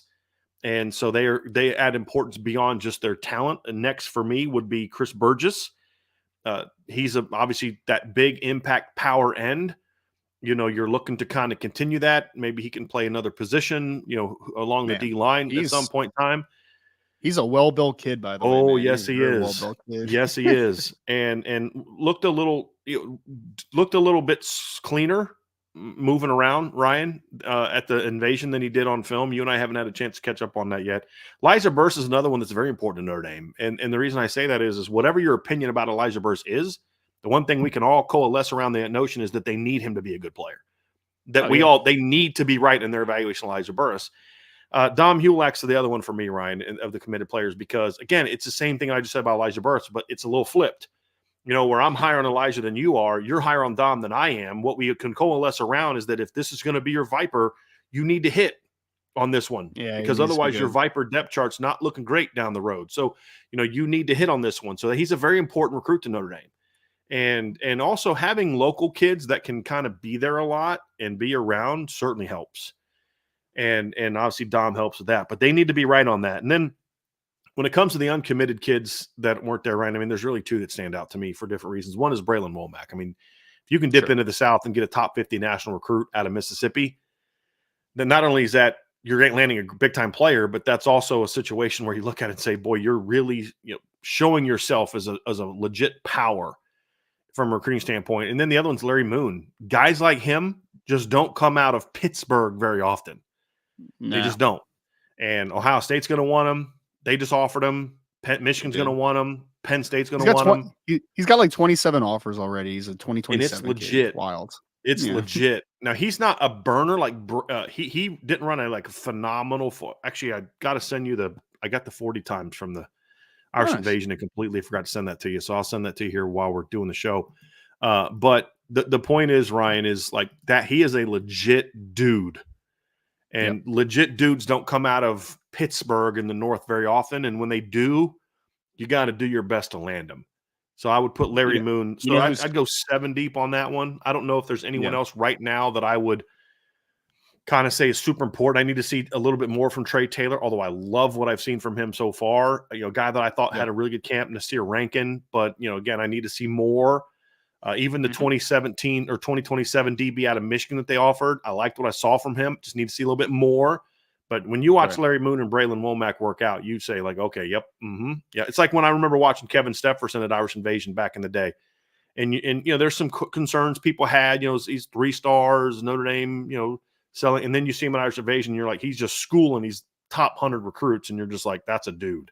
When you watch Brilien Wack and Larry Moon at the camp, you're like, that's it. Those are dudes. There's no doubt. That's my list. Moon's a fun one, and I actually feel bad because he played at Central Catholic last year and started as a freshman, which doesn't happen very often. And then he went to Aliquippa. He transferred to Aliquippa this offseason. Central Catholic's probably like, did you have any reason why? Does family move? I have no idea. Okay. No idea. I mean, they're both Pittsburgh programs, right? So like, I don't know. Aliquippa's like, it's a city. It's like kind of like I live in Granger. It's like to South Bend, similar type of thing. Yeah. Yep. Good question. Good question, Tommy Guns. Let's get to BK's last brain cell. Would you consider playing 3 safeties if they are productive and dropping Watts down to play in the slot at times just to give him more opportunities to make plays? I don't know if it necessarily be Xavier Watts that I would do that with, but would I consider having 3 safeties on the field at times and having a bigger body in the slot against certain teams? Yeah, for sure. I mean, there's going to be some teams that don't line up your traditional small slot receiver that you need to match up with quickness in the slot. They're going to be more big slot or tight ends in that type of situation. So whether let's say that the Rod Hurd kid from Northwestern that's here now in the summer, let's say he's a good player for Notre Dame, right? And has to be part of the rotation and he's a good football player. Would I throw a Don Schuler or Rod Hurd down into the slot at times to match up against bigger bodies? Sure. I mean, that could be obviously on the table. I don't want to limit your nickel package, right? Because I think nickel people are just going to hyper focus on Jordan Clark and whoever else is inside. Maybe Jaden Mickey's in at times. Maybe it's a younger corner. Like, I don't know who's going to be behind Jordan Clark necessarily. But I think that you look at that position, you just kind of fixate on what a traditional nickel is. But I think of so many ways that you can scheme around, like Tariq Bracy, for instance, right? Tariq Bracy was a really good nickel for Notre Dame, but against a big tight end in the slot, against a run-fitting outside running team, I mean, you could take advantage of a traditional nickel into the slot. So there's going to be at times against teams where I think you need to get a little bit more size. So whether that is Xavier Watts or a Don Schuler or Rod Hurt or anybody else that is a bigger body safety, a stronger dude that can come down and play in the slot for run support purposes and playing against a bigger body in the slot, I'd be very open to that. Absolutely. I think another thing too, Ryan, is the way that Notre Dame plays their field safety, which is where Xavier plays, he's coming downhill a lot. I mean, he's actually, Yep. I would argue that he can be in position to make more plays the way that Notre Dame does so much robber and roll coverage with their safeties. You're putting him in position to make a lot more plays where he is now than putting him down to a slot position where he's literally just on that side. So like we saw it last year with the interception he had against USC. He was playing field safety, rolls down. He's got to jump the crosser. So he jumps the crosser. Caleb throws off his back foot. Xavier steps in front of it. If he's playing nickel, he's not in position to make that same type of play. He's not in position to pick off that sailed seam route or a little wide delay route to the tight end on the first pick if he's playing there. So I actually think playing the nickel would limit him being able to make plays in the pass game. It would put him in position to make more plays against the run and perimeter screen. But I don't know that it would put him in more position to make plays in the pass game. I think because of how they use him. Now, that's not true of all defenses. If you're back there playing cover 2 all day, then being in the nickel is going to give him a lot more chances to make plays and be around the ball. But the way that Notre Dame plays that field safety position, because he doesn't drop, deep middle all the time. He drops there sometimes, but they bring him down a lot. And so, and I think he's going to need to make more plays. I mean, perfect example. We love Xavier Watts, great player, but what was the one big mistake he had this year was the missed tackle on the Travion Henderson touchdown. He's right there at the line of scrimmage in position to make a play. Right. And so he's going to get those opportunities. And now in year 2 as a starter, he needs to just make more of them. And so I don't think that there's a need to move him anywhere if you want him to get chances to make a lot of plays. That position inherently puts you in position to make a lot of plays. You just had 6 interceptions last 7. year, right? Or 7 interceptions? 7, So, all in the regular season. Multiple forced fumbles, a fumble recovery for a touchdown. Like, he's around the ball a lot. Right. He's around the ball I think if you're talking about that big slot nickel position, right? Like that's why I think Notre Dame's experimenting with Jay Nosberry in that spot, because that you're trying to blitz him off the edge a little bit. You're trying to get him fitted against the run more consistently. You're trying to do those types of things. So, yeah, I'd rather have Xavier Watts roaming than a guy that's just kind of penciled into one position. Would I do it at times dependent upon the matchup? Maybe. But regardless, I do think you need different types of bodies into the slot. Like, I don't want just a nickel. I don't want just a linebacker rover type. I want a big safety at times as well. I want kind of different body types in case people try to take advantage of that position. Next question, Ryan. We have one here from Ant. We want to get to somebody we haven't got to yet so far. So let me get to Irish Blooded. How much freedom do players have in majors versus what is available due to team schedule constraints at Notre Dame? Is there an approval list of majors that fit the schedule? I'll answer this one, Ryan. Yep. If a player comes to Notre Dame, he can major in whatever he wants. The way is, as an undergrad, you rarely have classes that interfere with practice. You may have that as you get older in like a senior year where there's like maybe you only offer one class. There's only one available class for that particular major. And, it happens to be in the afternoon. So you've got to you may be late out to practice because on that particular Tuesday or Thursday or whatever the case may be, because you've got to run in and quickly get treatment, all that kind of stuff. That'll occasionally happen in the fall, but it doesn't happen a whole lot. And then in the spring, right, it's never an issue because they practice so early. They practice at 6 to 8 o'clock in the morning.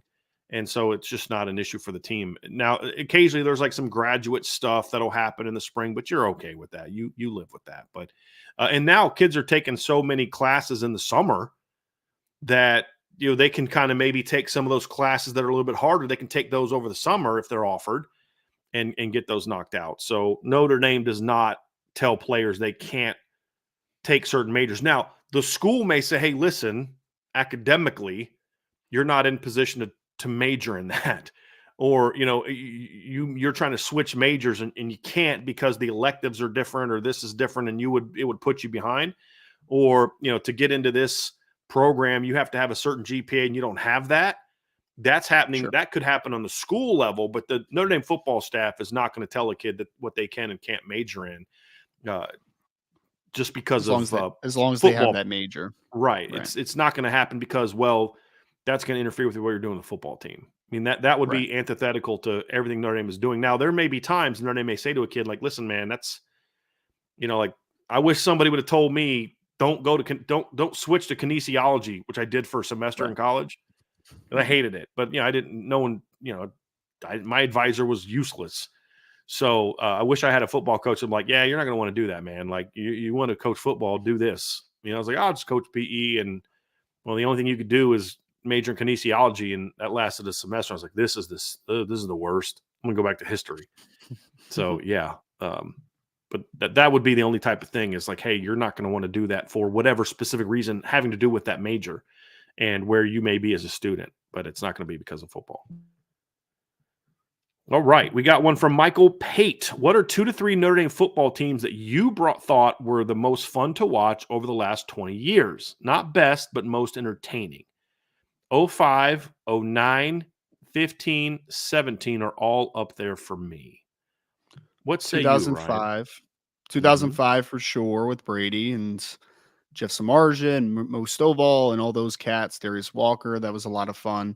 2015 was a lot of fun too. I mean, it was because I kind of had my mindset on what the team was going to look like, obviously under Malik Zaire. And then when that injury happened, you were just kind of for a second, just not obviously being in the media at that point, just being a fan. You're like, who the heck's Deshaun Kaiser? Like, I knew the name, but like, oh, that kid's pretty talented as well. And then you got Will Fuller and you got all that fun. So I'd probably say 2005, 2015, they both had players on it that could change a game in a split second that were a lot of fun to watch. You think of like Will Fuller, you think of Jeff Samardzija, you think of Mo Stovall, like Brady Quinn, obviously a quarterback in 05. It was a lot of fun. There's no doubt.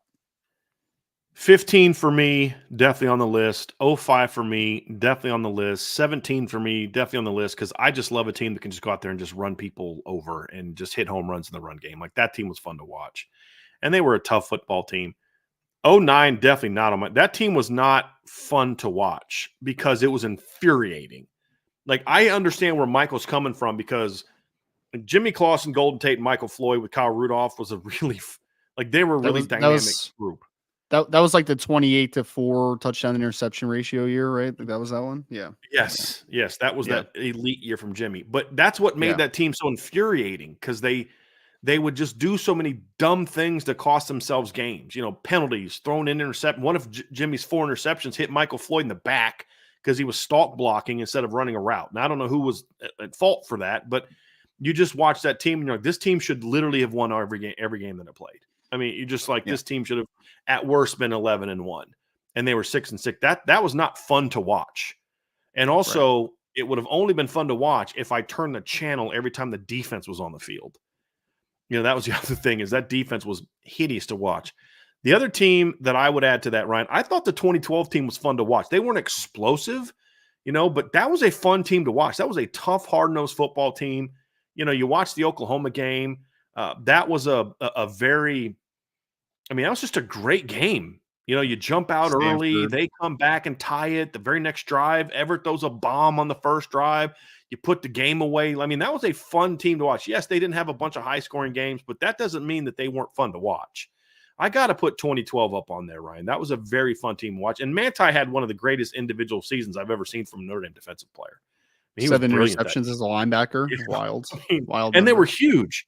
I mean, you remember the one he made against Oklahoma where he like dives on the ground, like scoops it up off the ground right before it hits the ground? Like that was a game-changing play. Yeah, it was a phenomenal play.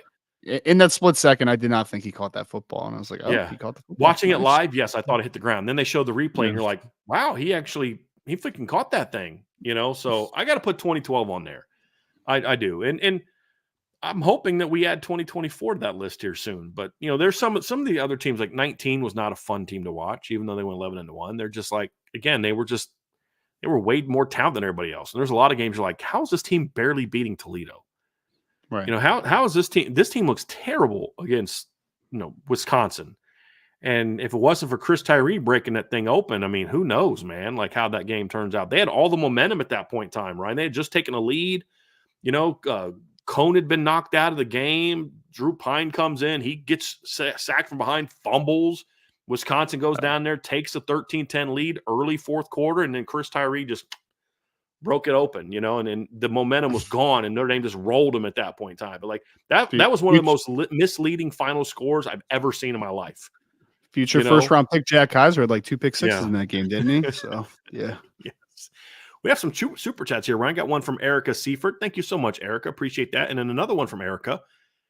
She says, with the playoff schedule being released this week, What are your thoughts on it? What are the odds Notre Dame gets a home night game in the first round? So, Ryan, I don't know if you saw that release. Did you see that? No, I So did not. basically, I know you've been. If y'all don't know, like Ryan has been working like a dog this week, trying to get all this everything for this weekend. So I understand you missing that, Ryan. So basically, it was releasing the schedule of when games are going to be played, but then also what games are going to be in the quarter. So obviously, first round games are going to be on the home field of the 5 to 8 seed. Those games, one game is going to be played on the 20th at night, and then the next 3 are going to be played the next day. And then the quarterfinal games, Ryan, are the Fiesta Bowl, the Peach Bowl, the Rose Bowl, and the Sugar Bowl. And then the semifinal games will be the Orange Bowl and the Cotton Bowl. And so basically that was it. So thoughts on that, and then and just sort of the overall having the home games in the first round, then going to the big bowls for the quarters and semis, and then also odds that Notre Dame gets, because they'd have to be a 5 to 8 seed. So odds that Notre Dame gets one of those games. I feel like I need to look at this. I'm a visual guy. I know you just ran through it, but like I'm still in my mind. I'll pull it up, Ryan. It's all good. Yeah. I'll pull it up so you can kind of look at it. So let me just let me find it here real quick, because it was actually, I have the story. So let me just pull this over here. Yeah, you're like me. My wife will sit there and try to explain things to me, and I'm like, you do know that you're going to have to write this down for me, right? Like, because I'm not going to remember any of this. So let me just pull this up. I've never been an auditory learner. I've always been a visual learner personally. But yeah. All right, so let's pull this up, and we're going to share that, and then I'll make this a little bit bigger so you can see it. So can you see that's Ryan? Let me pull it up first, and then there we go. So here it is, Ryan. So this is the quarterfinal games are going to be played: Peach Bowl, Fiesta Bowl, Rose, and Sugar. And then one's going to be played on New Year's Eve. Fiesta's going to be New Year's Eve, and then the other 3 are going to be in the January 1st. Right. Okay. And then the semifinal games will be the Orange and the Cotton. So that's how that's going to be played out. So basically, it's the New Year's 6 games from the past are now the quarters and the semis, and then they'll rotate every year of which one gets which. So that's how you can see those. So and then of course the championship games, played it somewhere. I think it's like Los Angeles this year or something like that, Las Vegas or something like that. I'd have to go. I forget. I didn't have that in there, but just overall thoughts on playing the big New Year's 6 games as the quarters and semis. I mean, I don't hate it just off the top of my head, like hearing it first and foremost. I think that, I mean, you can correct me if I'm wrong. Maybe I'm misreading it here, but it sounds like you're trying to preserve the brand of those games, right? And the feel of bowl mania on top of also having the playoff, obviously, intact. And I feel like they're trying to merge those together, because I think there's some college football purists that love bowl season, what it was at one point, and some that care more about the playoffs. So what better than to merge those two together overall? But man, if Notre Dame could get a home game in a playoff, that would be a pretty wild time. That'd be something that I would be very excited about. Yeah. So overall, I don't hate it. I mean, just off the top of my head, like I think that it's preserving the magic, hopefully, of bowl mania on top of obviously moving forward to the playoff. It's a situation, Ryan, when you look at it for Notre Dame, they have to, if they're in the top 7, there's a pretty good chance that they get a home game. If they're in the top 6, it's basically guaranteed. Now, the reason I say that is because there's a scenario where 2 of the 4 Power 4 that get automatic bids might actually be ranked lower than Notre Dame. So if Notre Dame is ranked 8th at the end of the playoff, and then let's say Florida State's 10th, and let's say Oklahoma State wins it and they're 12th, those teams would then leap ahead of Notre Dame and drop down two ranked teams. So Notre Dame would then basically slide to like the 10 seed at that point in time. Right? So they're going to have to get into the top 6 to all but guarantee a home game. Now, of course, there's the very unlikely scenario where, 3 of the power. I mean, but I just don't see. It's possible that you could have like 7 Big Ten teams in the top 8, I guess, but the odds of that are very slim with the way things are currently constructed. So you get in the top 6, you got a pretty good chance of having a home game. If you get in the top 5, I mean, you're obviously given. 7 gets a little dicey depending on how the ACC and Big 12 do this season. So But yeah, it would be great. Wild. Would be wild. I hope we get to find out what it's electric. like. Yeah, I hope we get to find out what it's like. Then Andrew Berger with a super chat. Thank you, Andrew. Rank these moments for hype factor. Dillingham to Arnaz battle. I think that would be the pass to against Michigan State, I believe, right? The one over the middle that he caught and had the long run. The Terrell Lambert pick 6 against Michigan State. The goal line stand against Stanford in 2012. Quinn to Samardzija against UCLA. And then Benjamin Morrison, the pick 6 against Clemson. Okay. Well, so, I don't remember the battle played that vividly. I remember Terrell Lambert's pick 6. I definitely remember the goal line stand against Stanford. Obviously, that was Stephon Taylor was the running back there, and then Quinn to Samardzija UCLA. I remember very much, and then BMO is pretty recent. So there, obviously there's vivid memories. So if I just take those into effect, for me, it was the goal line stand against Stanford is one that just like pops in my mind constantly. I mean, because for a minute I thought he was in, right? Like to be honest, I thought he was in for a split second, and then you kind of went to the replays and stopping the forward momentum and all that type of stuff, right? And you're like, wow, that's a huge win, because Stanford up until that point had been a thorn in Notre Dame's side for a couple years at that point. So you're like, finally, dude. 09, 10, and 11 are all wins by Stanford. Yeah. Last time Notre Dame had beaten Stanford was 08. Was the last time they beat Stanford. So that one's probably one for me, just kind of the vividness of that moment. I would say Quinn to Samardzija is probably number 2. I mean, that was great. I love Jeff Samardzija at that point. It was a crazy play, and just obviously that whole season was amazing. So I'll go that one.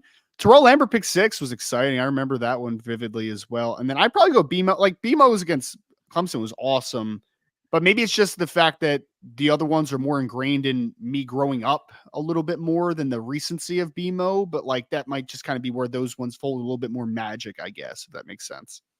The other thing too, Ryan, I think you're going to agree with this, is the Benjamin Morrison game put a blowout away. It was like 21-0, and that was like, all right, game over.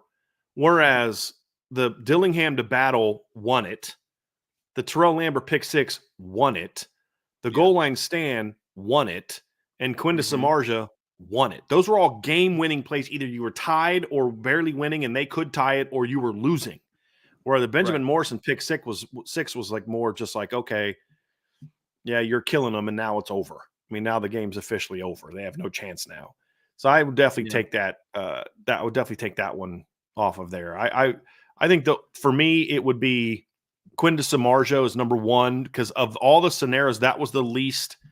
I can't believe they're going to lose this game.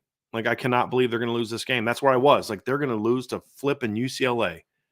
Dwayne Walker just went and got it done. Because if you remember, they had Bruce Davis, and I forget the name of the other edge player, but they were killing Notre Dame in that game. I mean, they were just absolutely killing Notre Dame in that game. Yeah. And then they went prevent on that last drive, and that's the only reason Notre Dame was able to get it done. But you're just watching it, and you're like, he's scrambling around, and how the NBC coverage is. You don't see Samardzija. And then all of a sudden he pump fakes, and you're like, oh, he's about to get picked. I could see it. He's about to get picked. He pump fakes and then rolls out, throws it downfield. And then as soon as Samardzija caught it, you're like, oh my God, you know what I mean? Like he's going to, and then he makes that one guy miss, and I'm losing it, man. I'm going crazy. And so like, it was just so unexpected. The Terrell Lambert one was almost like, what just happened? Because it was like they're getting killed in that game. It was like 38-17. It's a pouring down rain. Notre Dame's just getting absolutely destroyed by Michigan State. I mean, everything Michigan State was doing was working. You remember that play where they threw a backwards pass like Matt Trannon, and he throws a bomb for a touchdown? It's like, what is going on right now? 6'6" Matt Trannon. Yeah. You're like, what the flipping heck is going on right now? And then to see that comeback, it was like, wow, this is a little nuts. And they just kept building and building. And, you had that Brady threw one of the best passes he's ever thrown in his career for a touchdown in that game. Remember that, just that dime he hit over the shoulder of Rama for a touchdown in that game in the rain. Yeah. You started to catch some breaks. You remember the deep ball he had to John Carlson that got tipped by a Michigan State player, flew up in the air, and then Carlson caught it. And then Samardzija catches a slant, stops. The guy goes running by him and breaks it outside for a long play. It's just kind of like that particular play. You were kind of almost expecting Terrell, something like that to happen, because it went from every break went for Michigan State to every break went for Notre Dame. You had the interception where the ball hit off the butt of the Michigan State players and Chinny picks it off. I mean, just every break was going to Notre Dame. So it was almost like the perfect fitting end, but you're just kind of like, what just happened? Like, Right. like it was the craziest game ever to see a team come back in those conditions and then win that way. You're just like, and then John L. Smith running down the sideline with that just lost, like, because that's what John L. was thinking. What just happened? Like, how did we lose this game? It was one of the craziest games ever, in my opinion.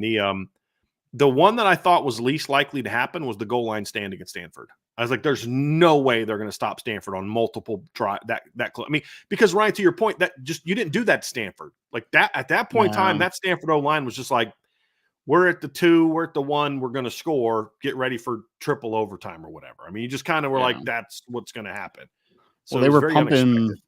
They were a great running team, and they were pumping offensive linemen out to the NFL like every single year. So you just expected, even though Notre Dame had a really good front and they had Manti and everybody, you were just I was expecting Stephon Taylor to get into the end zone, and he almost did get in the end zone. Like, it was very close. So yeah, it was a wild play.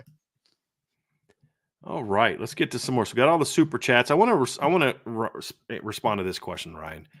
This is from NC Notre Dame fan. He goes, Matt Luke is the O-line coach at Clemson. Why did he lie to Freeman about not wanting to move his kids? Why do coaches lie and just say, no, I don't want the job? First of all, why do fans assume they know everything about a situation and just assume people are lying? Matt Luke did not lie. Ryan, do you remember about where Matt Luke was living when he turned Notre Dame down? Wasn't it about he was in the Atlanta area, right? I believe You know so, how long it takes to get from Atlanta to Clemson? It's like an hour and a half to 2 hours. Right? His son is now a year older, closer to being done in high school. He doesn't have to move. Do you know where Al Gold do you guys know where Al Golden lived his first year in Notre Dame? I can tell you it wasn't at a house with his wife and kids. His kids and wife were still back in Cincinnati, which is not that far away, because he wanted to let his kid finish high school, which is called being a good dad, in my opinion. And so he sacrificed being around his kid and all that so he could be at Notre Dame and not completely uproot the family. It's exactly what Matt Luke did. So Matt Luke didn't lie to anybody. If he didn't want the job, he wouldn't have came on a freaking visit and interviewed for the job. He didn't need to interview for the Notre Dame job to rebuild his reputation. He could have had any job he wanted to have. He chose to retire from football for his family. He got the itch back. You know who else did that? Harry Heastan. You know what I mean? Like, so what? He didn't lie to anybody. So again, let's make sure we know the facts before we start throwing around accusations about people lying. You can say a lot of things about Matt Luke, but that's just uncalled for and just, in my opinion, incredibly inaccurate example of the situation. Moving an hour and a half away and uprooting to go up to South Bend, Indiana is a pretty different, pretty different change as well. So we're just talking about the severities of the changes as well. But and my understanding, he didn't move his kids. Is my understanding of the situation. So, yeah. Anyway. All right. Here's PQ what to do. Notre Dame beats A&M, Florida State, and USC. One is a blowout. One is a wire-to-wire close game. One is an epic comeback. If you could pick which game is which, what would you choose? This is sort of like a unique buy-sell-hold type question, Ryan. So, in those 3 wins, which would you want for which? Which game would you want to be the blowout, Ryan? I want it to be A&M. First game, Riley Leonard's, Kyle Fields, SEC bias, shut everyone up. That would be ideal for me in a blowout situation. Ideal. Which one would you want to be a wire-to-wire close win? I was actually going to say is that I think I'm in order here. The wire close win, I would go with Florida State, and then the epic comeback would be USC, because either way, you're 3-0 against your 3 toughest opponents, quote unquote, right? So that's 3-0 in the win column. Great. I think when I look at a wire close game, I expect Florida State, even though I have question marks about them compared to last year, I expect them to be a better team overall than USC this year. So I expect a closer game than a couple of those. The USC one for a epic comeback would be just hilarious, because think about the last 2 years for USC. USC beats us 2 years ago. Then Notre Dame throttles them last year. It would be great. Oh, actually, I wouldn't say it'd be great. It would be so funny, though, if USC gets off to this great start and you're like, haha, Notre Dame, we got you this time, guys. So much for last year. And then all of a sudden, Notre Dame just like flips that script in the second round, because I hate USC more than the other two teams. Like, I dislike USC very much, right? So giving them as much hurt in a loss would be fantastic. And there's nothing more hurtful than thinking you're going to win a game comfortably, and then all of a sudden a team just throttles you and comes back from behind. So I think I'm in order there. Yeah, Ryan, that's an interesting one, because I don't think blowing a team out hurts a fan base as much as what you just said. Like, if Notre Dame would have, in 06, let's think, talked about the 06 Michigan State game. What caused Michigan State fans to hurt more? The 06 loss to Notre Dame, or the 2017 loss where Notre Dame just curb stomped them from start to finish? I mean, What hurt more is the game they hung around for through 4 quarters only to lose, more than the game where I've never seen anything like it, where you're playing a good football team, and middle of third quarter, literally I'm watching Michigan State fans pile out of the stadium. Like, you've destroyed a team when their fan base, which is pretty loyal and loud, and that's a good football team, is just leaving in the third quarter. That's how physically dominant Notre Dame was in that game, and that's how little chance they thought they had. But yes, when you have that big lead and you blow it, it's like, that's the worst. That, like, being at Michigan in 2011 as a Notre Dame fan hurt me a whole lot more than being there in 2019. 2011, you thought you had the game won. You're up 24-7. You lose it in an epic comeback. That's like, oh my God, you feel sick. Yeah. Where 19, you pretty much knew early, like, okay, this game's over. Like, they don't even want to be here. That game didn't sting to me. That game's pissed me off. It didn't sting. So I think you're right. I think it's the big like, kind of blowout type of loss. It's like, it sucks, but it's like, you can start focusing on other things. Well, this coach needs to go or whatever else. It's that other one. Right. The only thing I would say is, Ryan, I would probably flip those. I would say I would want to have a wire-to-wire close game against USC, just because I want that rivalry to stay sort of fresh and, competitive. And I feel like if Notre Dame blows USC out again, which they've done a lot lately, I mean, they blew them out in 17, or, they blew them out in 17, blew them out in 18, right? They blew them out in 18. Yeah. Well, no, they didn't. They came back. They won by 2 touchdowns, but they were down early, came back and won by 2 touchdowns in 18. 19 was a game that they just toyed with USC and beat them convincingly. 21 was the same thing. I think they won by 10 or 15, and it was like never really competitive. Then they won in 22, and then Notre Dame just destroyed them last year. It's like, I just kind of feel like I want that to be fresh, looking at a big picture. But if my goal was to, how can I inflict the most pain on USC fans, I'd go with yours. But the one that I definitely am on the same page on is that beat down over A&M to start the season. I think that would be such a momentum builder and confidence builder for this team that it would make them very hard to beat moving forward. I do. Mm-hmm. Now, if you had to say, okay, you can't pick A&M for the blowout between Florida State and USC, which one? What would you want A&M to be, and then who would you want the blowout to be? So let's say you had to pick. Okay, you can't do blowout for A&M.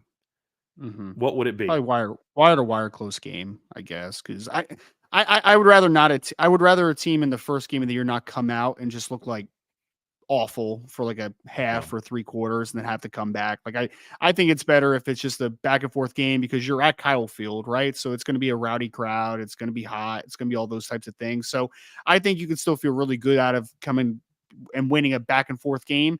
Epic comebacks are cool, but like, I think that could falsify a lot of warts that are potentially on your team, because it's like, you just need to catch momentum, and then you forget about, for 2 or 3 quarters, we looked terrible. Like, there was a lot of negatives there, right? So I think that can kind of give you some bad validation sometimes. So I would say close game victory against Texas A&M would probably be my one that I would prefer. Jason Saxon also said, Ryan, that comeback win would add a little momentum going into round 1. I think that's true, because I think you would have 2 things that, as a coaching staff, you could add to the conversation. One is, hey, guys, we can't come out in the game like that. We have to be more locked in early. We can't make those kind of mistakes. So there's coaching points there. But then there's the momentum of all the things that you did to have that comeback. Like, I think that would be big. I think that would be really big. So I could certainly see something like that, adding some momentum. Yeah, no doubt. I like that. I like fun stuff like that, Ryan. Those are fun. All right, let's get back up here to the top. We've got from Aiden Benami. Remember when that Avery QB coach guy said publicly, school city kids don't want to come to Notre Dame? The tides are turning, shaking my head. I don't know if today's the day that we want to be talking about that since Right. Ivan Taylor's Right. visiting somewhere else. But I don't care to waste any time talking about that guy. But look, in all seriousness, Ryan, like somebody asked me the other day, I was explaining to my buddy of mine. He goes, "Why do you think that matters?" And I don't know if we talked about this on the show or not. I think somebody might have asked this the other day, but it's not so much that public school kids are more interested in Notre Dame now, as much as it's Notre Dame is more willing to fight for those kids than they were Right. before. I think that's more of the difference. So they even try to have some of those battles with some of those kids. It's like we're just going to do the private school kids. They're easier. I think it's just this staff is saying we'll go anywhere against anybody for any kid that we want, and because we're Notre Dame.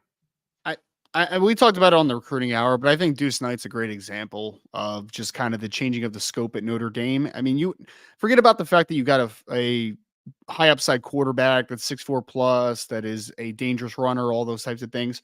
You went down in the state of Mississippi and got a commitment from a Mississippi public school kid, which honestly, would Brian Kelly have spent time recruiting that kid at all? I mean, all due respect, like would he have recruited that kid even slightly?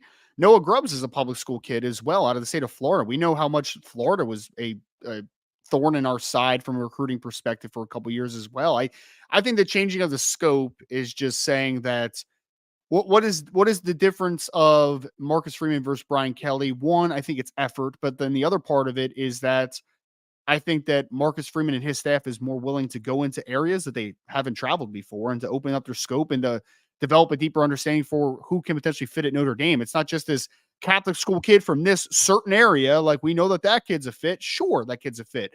But why can't a kid from Lucedale, Mississippi be a fit? Why can't a or public school kid Simeon from in Florida, Chicago, like which is not a typical Notre Dame feeder?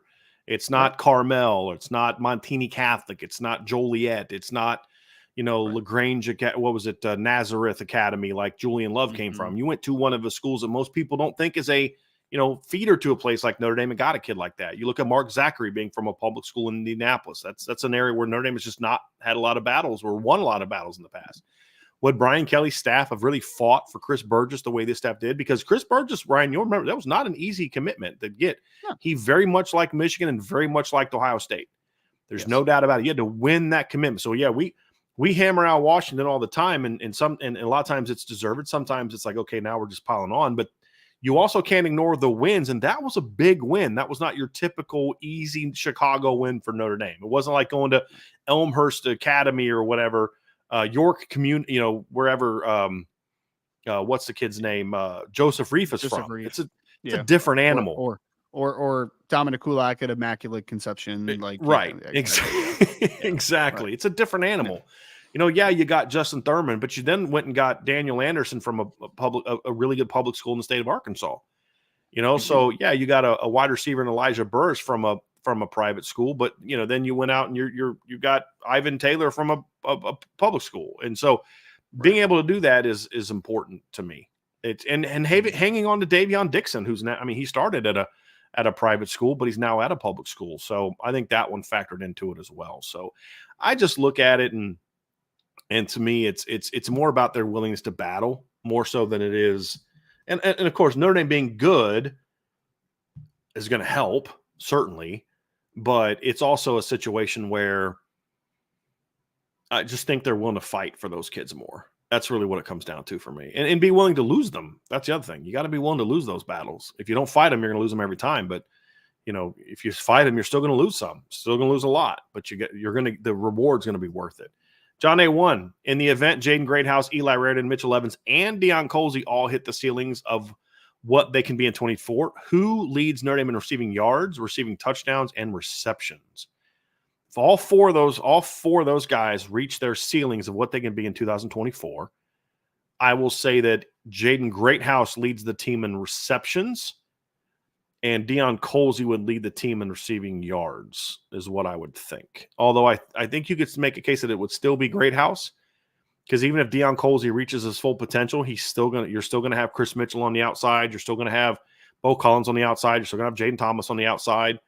So I'd go with Deion, but I would say it's going to be competitive. I could see Jaden Greathouse doing both. I could see that. Tommy Guns, if you were part of a Notre Dame offensive package or play call, what would you want it to be called? Tommy, I don't I kind of know where you're going with this one, but I don't know that I've ever really thought about that in any kind of way. I mean, I would probably you know me, man. I'm a coach. I'm going to think about it as a coach. Well, what's my personnel? What defense are we facing? I wouldn't want any kind of special. I know that's not fun or interesting or anything like that, but that's kind of how I feel about it. So yeah, sorry, I don't have anything more interesting for you, man. Wish I did, but I'm not that creative. Okay. Here's one from Tommy Guns. Dylan D's senior year, he transfers to Michigan. He's going out to kick a 25-yarder, 8 seconds left to win, down by 2 points, 4th and goal. Does Vince survive the heart attack? And then part 2 is, does Vince want him to make it? It's against Notre Dame, and Freeman will be headed to the NFL next season. Okay, I'm just going to be honest with you. I think I know Vince pretty well, and I'm going to ask him after this if I'm right or wrong. But I think what Vince would want to happen is for it to get blocked and it not be Dylan's fault. I don't, as much as he loves his son, I think that would be the best way to have it, to where his son doesn't get blamed, but Notre Dame still wins and Michigan doesn't because he hates Michigan. And here's the other part. If Dylan did transfer to Michigan, I don't know that Vince and Dylan would be on the best terms as a family. I think that the Christmas that year is going to be a little cold and not outside, if you get my drift. So I don't think that would go over very well in the D'Addario household if he did that one.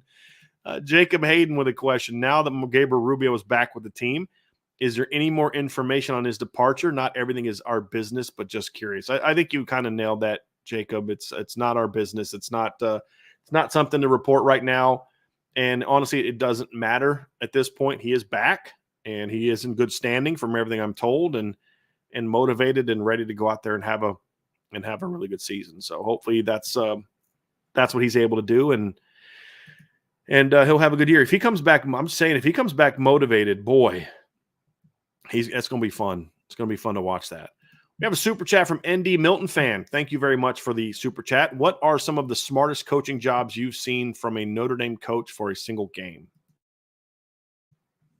Well, I think you have to put Al Golden's defensive performance last year against USC in that list. I mean, that was an absolute brilliant game plan against the coaching staff, or against the coach and Lincoln Riley, who I don't particularly care much for as a person or as a head coach, but as an offensive coach, Lincoln Riley's very smart and a very, very smart offensive coach. I don't think he's a great head coach, but that doesn't – I don't think Chip Kelly was a great head coach, but I think Chip Kelly's a great offensive mind. And so there's a bit of a difference. I think what Al Golden did to him last year was nothing short of just amazing, in my opinion. I'm trying to think of some other ones. I thought – this is going to sound crazy, but I thought Notre Dame's game plan, against Arkansas or Nebraska back in, was it 2020? With some of the things they did in that game, I thought was very well done. We're aggressive. They went after Nebraska in some areas. I'm trying to think of some other games where I felt like the Notre Dame did a great job coaching against the team. I mean, I thought the defensive game plan against USC in 2005 was really good. I think some of the things they did in that game to try to shut down the pass game. And I mean, look, if Reggie, we talk about a lot of those things, and there's all those little breaks. What if Darius Walker doesn't run out of bounds late in the game? What if Anthony Fasano doesn't get that ball stripped out from behind? The other part of it too is you take Reggie Bush off that USC team, that game's a blowout. I mean, Reggie was ridiculous in that game. I mean, we all remember the great throw that Matt Leinart made at the end of the game, but if Reggie's not in that game's not even competitive. I mean, they did a great job shutting down the run. Lendell White didn't do much of anything in that game. That was Reggie just being ridiculous in that game. Is really ultimately was the difference. You say, okay, well, they They had that strip of Anthony Fasano. Well, Notre Dame had a big pick of liner where the ball got tipped up in the air and they picked it off. I mean, there were some of those breaks back and forth. The big difference in that game was just Reggie Bush was just unreal in that game. So I thought Notre Dame did a great job. That was a very good coaching job against that USC defense until that last play. I never felt like putting oh gosh, I'm drawing a blank of the corner. The kid from it was the kid from Gilman in Florida, Ambrose Wooden. Yeah, he was. I never felt that was a smart decision to put him in that matchup against Dwayne Jarrett. But there's a lot of good things they did schematically that game on both sides of the ball to even be in that game. That was a great USC team. It was a great USC team. So the question, Ryan, was some of the smartest coaching jobs you've seen from a Notre Dame coach for a single game. Right. So, and I'm just trying to think of some. Well, here's one. I thought Bob Diaco's game plan against Oklahoma in 2012 was brilliant. It was a bend but don't break. If they want to complete a bunch of 3-4 yard passes, let them, because eventually we're going to make a play.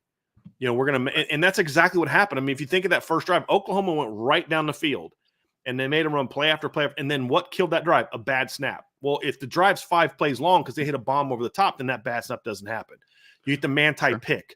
There was look, because here's the thing about that Oklahoma team is if you made them work for it, the closer they got to the red zone, the less stuff they could do. And now you condense the field and you can make more plays. And I thought that was an absolute masterful coaching job by Bob Diaco, the way they played that game. And then to a degree, you're counting on your D line to go out there and dominate and shut down the run game because you weren't playing with a loaded box. And it was Damian Williams was the running back on that team, if I remember correctly. It was a pretty decent Oklahoma running team with Landry Jones at quarterback, but they completely shut him down and made it a one-dimensional game and just said, you can dink and dunk all you want. You're not going to beat us down the field, and eventually we're going to make plays.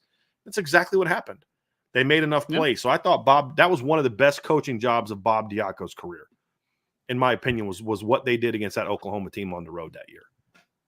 I feel like I don't know if you mentioned a couple of them, but like I feel like Al Golden's had a couple of those just the last 2 years, right? The US, just like, well, name some others, Ryan, because the one I talked about was the USC game this year. Because look, whatever you think about Lincoln Riley as a head coach, guy's a really smart offensive mind, and he coached circles around Lincoln Riley this year, circles, and in a way that I've never seen. What are some others that you've seen from him in the job? There was one 2 years ago that I'm trying to remember that I thought was a masterful job. What game was that? Man, was that the Syracuse game we were at? Where they just Syracuse had smaller. It was. I guess he set the tone right there. Because the first play was they rotated down the safety Joseph, right, and you got the pick six on the very first play of the game. I thought that was a great play to start out the game, obviously, because you knew that team was a very RPO centric, but RPO off of. They were just running slant and sticks all the time, right? That's kind of what their looks were. They weren't a very exotic RPO heavy team, that Syracuse team anyway. So I think that was what I would give Tommy Rees credit for Clemson 2 years ago, right? I would give him credit for the Syracuse game as well, because you knew that they were a undersized defensive line, and we always lost our mind with the duo stuff, but that was the game to run duo, man. That was the game to bludgeon them to death, and you set the tone from a very early sort. So there's been that Clemson game though, Ryan. That was one of the best conceived run games Notre Dame's had in a long time. It was masterful how they ran the run game against Clemson. What was the? I don't know why. I think Ohio State 2 years ago was. I thought Al Golden had two great games against Ohio State. Yeah, I really do. Especially 2 years ago, man. You played the rookie of the year in the NFL who just had a dynamic season in CJ Stroud, and you held him in check. Literally CJ Stroud's biggest plays of that game were him having to work outside of structure, which was not a big strength of him at Ohio State, right? So one bad call in that game. One bad call. And it was when the safety blitz. When Tariq went down, and you have to know that in that situation that they're going to go to against Jaden Mickey.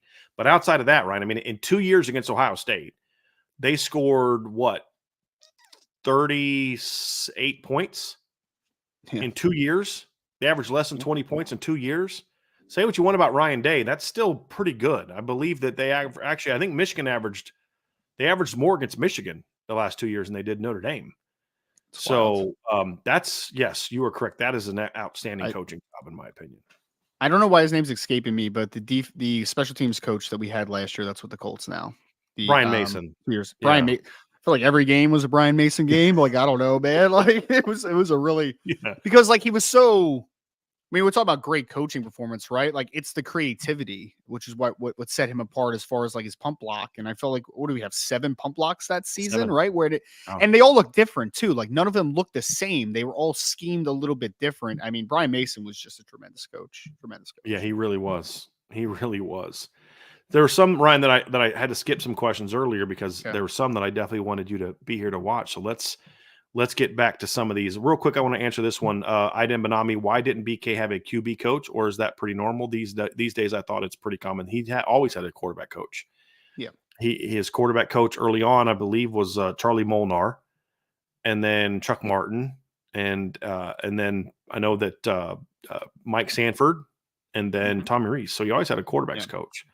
And Matt LaFleur was his quarterback's coach one year in 14. So he always had a quarterback's coach. There was never a time that Brian Kelly didn't have a quarterback's coach. I think maybe he means the QB coach was not the OC. By itself. Right. But right, I mean, that's a lot of teams do that. There's nothing wrong with that. It's the concern maybe the ones they had weren't good enough, but there's nothing inherently wrong with having your OC be the quarterback's coach. A ton of teams do that. You could just argue maybe the guys he had do that weren't good enough to do. Like Charlie Molnar is a bad coach. It had nothing to do with him also being the quarterback's coach. He just had no business being at Notre Dame. Yeah. I would say for the most part, like if I mean, because obviously the limited numbers on assistant coaches, so like that's just how it works as far as like the labels. But if I had to pick a position for an offensive coordinator to coach, for the most part, it would more than often than not be a quarterback coach, because that's you're coaching up the guy that is the field general, the guy that needs to know the offense better than anybody on the field at all times. So yeah, he's had that, obviously. Ryan, here's one that I thought was interesting here from let's see here from Iden Benami. He's got a 2-parter. Because Brian, when it comes to the Colin Cowherd argument, you 100% made your point spot on when you started talking about the history. The point right there confirms he's 100% wrong and shuts down any argument. Down to history is the reason why he thinks they even can win. Colin Cowherd is in Colin, or CC is in Colin. Yeah, at first I thought he was talking about like Caton Clark, and I was like, dude, we're not talking about the Caton Clark crap on the show. But yeah, Colin Cowherd. So Ryan, I wanted to bring this up. You haven't had a chance to speak about this, and I wanted to get your thoughts. You don't have to agree with me. I just want to let you kind of comment on what your thoughts were about his comments about USC should drop Notre Dame and basically schedule soft. He said that I have a policy of ducking good teams and all that whole argument about the rivalry should come to an end, according to Colin Cowherd. I mean, quite simply, like why does everyone love college football? I would say the majority of us is because of the great rivalries that we grew up watching, right? And so I need that rivalry. I want that rivalry. If rivalries die, then college football becomes a lot less interesting, man. Like, it becomes a lot less interesting. My distaste for USC is brought upon the fact that they have always played, right? And that they've always had kind of the distaste for one another. So just generally speaking, I would hate that to end. I would hate a lot of the great rivalries to end. I think that's what makes college football unique and special. And when I think of what I love to watch, I mean, it's the fan bases hating each other. It's the players hating each other. It's the all out wars that a lot of these programs have. And so I would hate it to be taken out. It would actually make me fall less in love with the game of college football. And I love the game of college football. I want those rivalries to be intact. I want Notre Dame to always play USC because it is a school that you hate. It is a school that you have history with. I'm a big fan of preserving that history because that's what makes college football so unique. I feel like people like Colin Cowherd are those clowns that the Major League Baseball is trying to attract. It's like you're trying to attract a new generation of people by basically destroying everything that made the people that have been loyal to your sport for so long love your sport. And it may work, it may not work, but it's a very risky proposition. And I just think football, especially college football, is very much a sport that lives and breathes off of tradition. And Yes. there are certain things that people think are tradition that I don't think are tradition. Like, it's not so much like, okay, you don't want to have the Rose Bowl be the Big Ten versus Pac-12 anymore. I don't like it, but the sport can survive it. You want to not have Michigan and Ohio State play anymore every year? No, can't do that. It's Like that. dumb. That's the Dumb. difference for me, Ryan. It's that kind of stuff. You want to have USC not play Notre Dame anymore? Why? So they can get a better seed in the playoff or make the playoff when they're not going to be then good enough to win it all anyway. It just was such a flaw. I mean, it's not surprising because it's Colin Cowherd, but it was such a lazy, flawed analysis. The spirited fan bases is what separates it for me. Like what? Like it's not even a rivalry, but Notre Dame going down to Kyle Field the first game of the year, man. Like that's cool, right? Like I think some of us like fall off the side and don't appreciate the fact that like playing in front of that many people in a hostile environment, that's cool, man. Like that's really neat. I remember. Do you remember when? I think it was the Matt Stafford Georgia team, right? Remember when they were playing Florida, and at that point, Florida was really good, obviously. Under Urban, they scored first, and the whole team ran onto the field in the end zone. I'm like, that's college football, man. Georgia hates Florida. That's great. I need more of that. Like those home field advantages and those rivalries, all that stuff is what makes college football great, man. And I want to preserve that as much as possible. Agree with you completely. Tommy Guns had one, Ryan. He says, who's the best Reggie to ever Reggie? I got to go with Reggie White. I mean, Reggie Bush is great. Reggie Jackson's great. Reggie Miller is great. But I mean, Reggie White was I got to go with Reggie White. In a college game of people that I've seen, it'd be Reggie Bush. Of the entirety, it'd be Reggie White. Of a 3-pitch sequence, it would be Reggie Jackson. There you go, Tommy. There's the 3 best Reggies. What you said, greatest game you said of Reggie Bush? What was the one for Reggie Bush? Oh, greatest college game. Greatest college player. Yeah. Greatest college player. Greatest overall player, Reggie White's. Greatest 3-pitch sequence, Reggie Jackson. And then greatest ability to kick your foot out and get a foul called, Reggie Miller. Reggie Miller. Greatest trash talker of that group, Reggie Miller. I love Reggie Miller. No doubt about that. No doubt about that.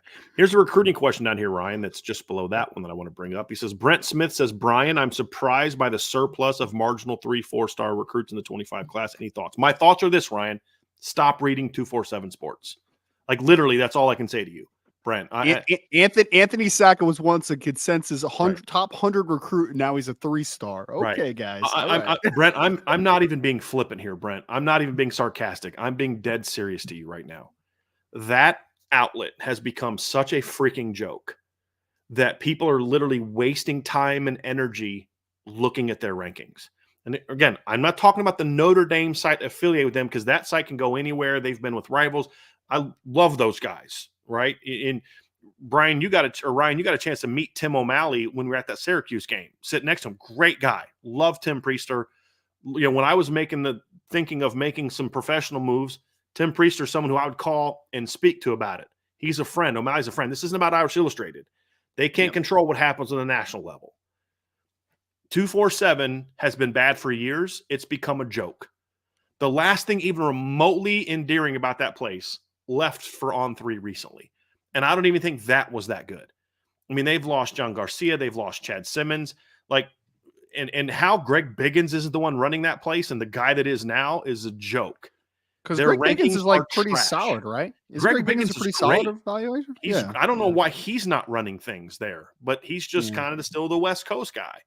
I respect Brandon Huffman, but they clearly don't have a say in what's going on from what I can see. But the reality is, because they've separated the recruiting guys from the evaluators, and Greg Biggins and Brandon Huffman are recruiting guys. Like, so what I'm told is like Tom Loy, Greg Biggins, Brandon Huffman aren't involved in the rankings anymore. It's this rankings team that's led by someone who I have zero respect for, is probably being too kind. But Brent, I'm just telling you, I know the guy that is in charge of those rankings. I know his feelings about Notre Dame. I know his feelings about Notre Dame fans. And I know his ability, and none of those things are good. For you to sit there and look at this class and tell me that over half of the players in the class are 3-stars, that says way more about the person doing the rankings than it does the Notre Dame recruits. And so the only way you can say a surplus of marginal 3-4-star recruits is if you're looking at that.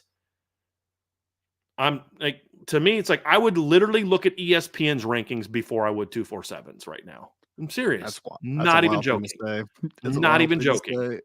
Not say. even joking. It's a joke. I would Yeah. read On3 every day before I would look at that. So my advice to you, Brent, is spare yourself. Like, it's like Ryan, I believe like what you put into your body kind of is what comes out. If all you read is just ignorance, you know what I mean, then you're not going to be a very thoughtful person if all you're putting into your mind is like just dumb stuff, silly stuff, you know what I mean? Like, you Yeah. want to be a good evaluator of film. You don't do that by playing video games. You do that by what? Watching film, talking to people that are smart that have come before. And so to me, I say, look, we should all be thinking about what we're putting into our body. Like one thing I'm focusing on right now is really trying to change my diet, because you put bad food in your body, guess what? You're going to have an unhealthy body.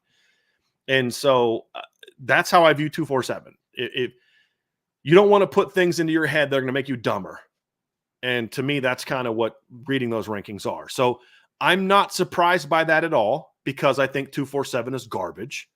I don't think by my evaluation that the class is a surplus of marginal 3-4-star recruits in this class. I think that's absolute nonsense. So my thoughts on that, Brent, are it's a subjective, and rankings are always subjective. And like Ryan and I have disagreements on players, right? And we're okay talking. Ryan, have I ever said to you, hey man, you need to change your opinion on Elijah Burris to make sure that it's more in line with me? When I'm not on the show, you can't be telling people that you don't think he's that great of a player, man. You need to be on line with me. Have you ever had that conversation? No. Right.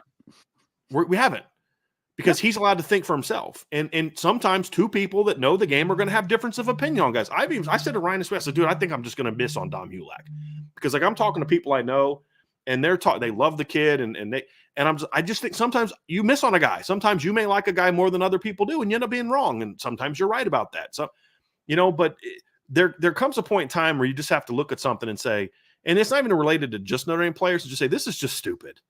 And this is just a waste of your time. And so, Brent, I'm begging you, man, like, don't keep doing that to yourself. Just don't. We love you, Brent. Love you. I mean, like Rivals has, I think 17 of the 21 commits are 4 stars. I think 10 of their 21 commits are top 250 guys. And a couple others I know for a fact are right outside, because they were previously top 250 guys. James Flanagan's right outside. Cree Thomas is right outside, because they were previously. Davion Dixon's right outside. That's a far more proper evaluation, in my opinion, because it's not done with any bias. Now, they're going to miss on some of those guys, just like we're going to miss on some guys. But how anybody can look at Anthony Sacca, like when Ryan and I had our discussion on Anthony Sacca when he committed, I said he's gone down a little bit in my mind, because I think he added a little bit too much weight too soon. I think it slowed him down a bit. Ryan disagreed. But our debate was, is he top 100 or top 150? That was our disagreement. It wasn't Ryan thinks he's top 100, and I'm like, he's a 3-star. It's like, that's just stupid. And what did he do since February to go from being in your top 247 to a 3-star? The answer is nothing but commit to Notre Dame. That's the only thing that changed, because he committed in March. Nothing else changed. Nothing. I don't think he goes to camps really either. So yeah. So the whole thing is just dumb. So Brent, my thoughts are, stop subjecting yourself to that. Stop. Look, I've said this before, and it's not just because they're hiring John Garcia, but Ryan, you've had some experience with Rivals, and you know the value they're trying to put on legitimate evaluation and trying to do it right. And there's other sites that are just, and they're hiring more competent people. And I don't like the way that On3 goes about it, but they're honest about their rankings. That Charles Powers guy, from what I'm told, I don't subscribe to On3, but what I'm told is when there's a big rankings difference, he'll go on to different sites and explain why he sees things certain way. Now, I don't buy those explanations, but I have respect for that. And what we've said along is, I think Charles Power is bad at evaluating quarterbacks and, for the most part, linebackers. I just think he has 2 positions he's just not good at. But I respect someone who will put his name on it and say, I own this, and I will stick up for this, and I will defend this. And I'm not going to change my mind just because everyone else does. I think he was so ridiculously, his justification for why CJ Carr was ranked where he was terrible. But he was honest about it, and he stuck to it. And he's not the only guy he's evaluated with that big of a miss. And so when they have Anthony Sacca ranked low, My answer is, well, he's always been ranked low with On3. That's consistent. When 247 drops him in a 3-month period from top 247 to 3-star, I say there's more to it than just a evaluation. It's something else. And so I would end it with this, Ryan. Stop reading 247's national stuff. It's not worth your time. It's a joke. And so those are my thoughts. Ryan, do you have anything you'd like to add to the actual question about the marginal 3-4-star recruit? And Brent, this is a fair question. My pushback is not to you, Brent, at all. It's a fair question. And 6 or 7 years ago, I would have had a different opinion about 247. Like, I've never liked their business model, but I respected some of the guys that were doing the rankings. You know, I respected Barton. There's a reason Barton Simmons got hired by Vanderbilt to be like their GM. Guy knows football, right? Well, this isn't Barton Simmons 247 anymore, folks. This is a different animal. So anyway, to Brent's actual question, Ryan, what are your thoughts on that? I would say that it depends what platform you're looking at, Brent. You know, kind of working off of Brian for a second here, right? But I just think there's so many different opinions out there on players now. Like when I was growing up, it was like, what? Scout.com and Rivals, and like it was just a couple of different platforms. ESPN. Like Tom Lemming was the guy that was doing the rankings for ESPN at the beginning. And so like there wasn't as many voices, I felt like, from the recruiting evaluation of recruits at that point. Now there's, I mean, you look at the On3 consensus, it's like On3, 247, Rivals, ESPN. There's just so many different voices. And I believe, and well, I know that people can spin a different recruit any way they want based upon these recruiting rankings, right? They can look at, and Brian, so like, let's use John Anthony Hall as an example that Notre Dame's targeting in the 2025 class at Fishers, Indiana. 247 thinks he's number 52 player in the country. Then another platform thinks he's number 2 something or whatever, and he's a 4-star. And then 2 others think he's a 3-star. Guys, that is so wide gap of opinions on one football player, man. So if you are a person that wants to be positive about John Anthony Hall, or really just kind of paint the positive picture, you could say, hey, 247 thinks he's number 52 player in the country. But then if you're a hater, you could say, hey, ESPN told me he's a 3-star. Okay, cool. What's your opinion? Ultimately, what's your opinion? Like, Brent, I know that you're a great contributor to this board. Like, of those guys that you're talking about, my question would be, who don't you like and why don't you like them? Right? Like, I want us to have conversation, man. Right. That's what, like, I will talk about the rankings, obviously, because they matter from the full scope of evaluation. Right. But ultimately, I don't think John Anthony Hall is the number 52 player in the country. I also don't think he's an unranked 3-star. Like, I don't. Right. I think that there's a middle ground that we need to be able to look at. Don't worry, Ryan. If he commits to Notre Dame, he'll no longer be the number 52 player in the country on 247 Sports. Don't worry. It's pretty wild, man. Pretty wild. It's just Sack is that way too, Ryan. I mean, he's a top 100. He's like number 75 by Rivals. He's like top 200 or so by ESPN, and then he's low 3-star on On3 and 247. Well, we've had commitments in the past with kids that had good rankings and then other bad ones, right? Like there was a large scope of evaluation on some players, and there would always be the couple people in the chat that would come in and say, oh, Notre Dame gets another 3-star. And I'm just like, guys, tell me what you don't like. And then I would say that. Tell me what you don't like. And it's crickets, because they never watched him play. They just take whatever site they want to be negative about as the gospel. And it's just like, that's not how I operate. Like, there are going to be some platforms that I very much agree with on a player. There's going to be others that I don't. But regardless, it's not going to be because of lack of work. Like, if you are down on Dominic Kulak, or you're down on Josiah Kia, or you're down on Joseph Reif, or you're down on whoever the player is, tell me why, and I will. And then I'll respect it. Like, okay, that's your opinion. Cool. We're good there. Don't come to me though and say, I'm down on Joseph Reif. Why? Oh, he's a 3-star by ESPN. That doesn't tell me anything about what you think. That tells me zero about what you think. Tell me what you don't like. Oh, his frame, I don't know if he's going to be able to put on enough weight. Like, cool. That's a concern. We can talk about that. We can have a very spirited conversation about that. You saying, oh, I don't like him because he's a 3-star. That doesn't tell me anything, man. That tells me Joe zero Alt was a 3-star by ESPN. Joe Alt was a 3-star on Rivals and ESPN. Doesn't tell you anything.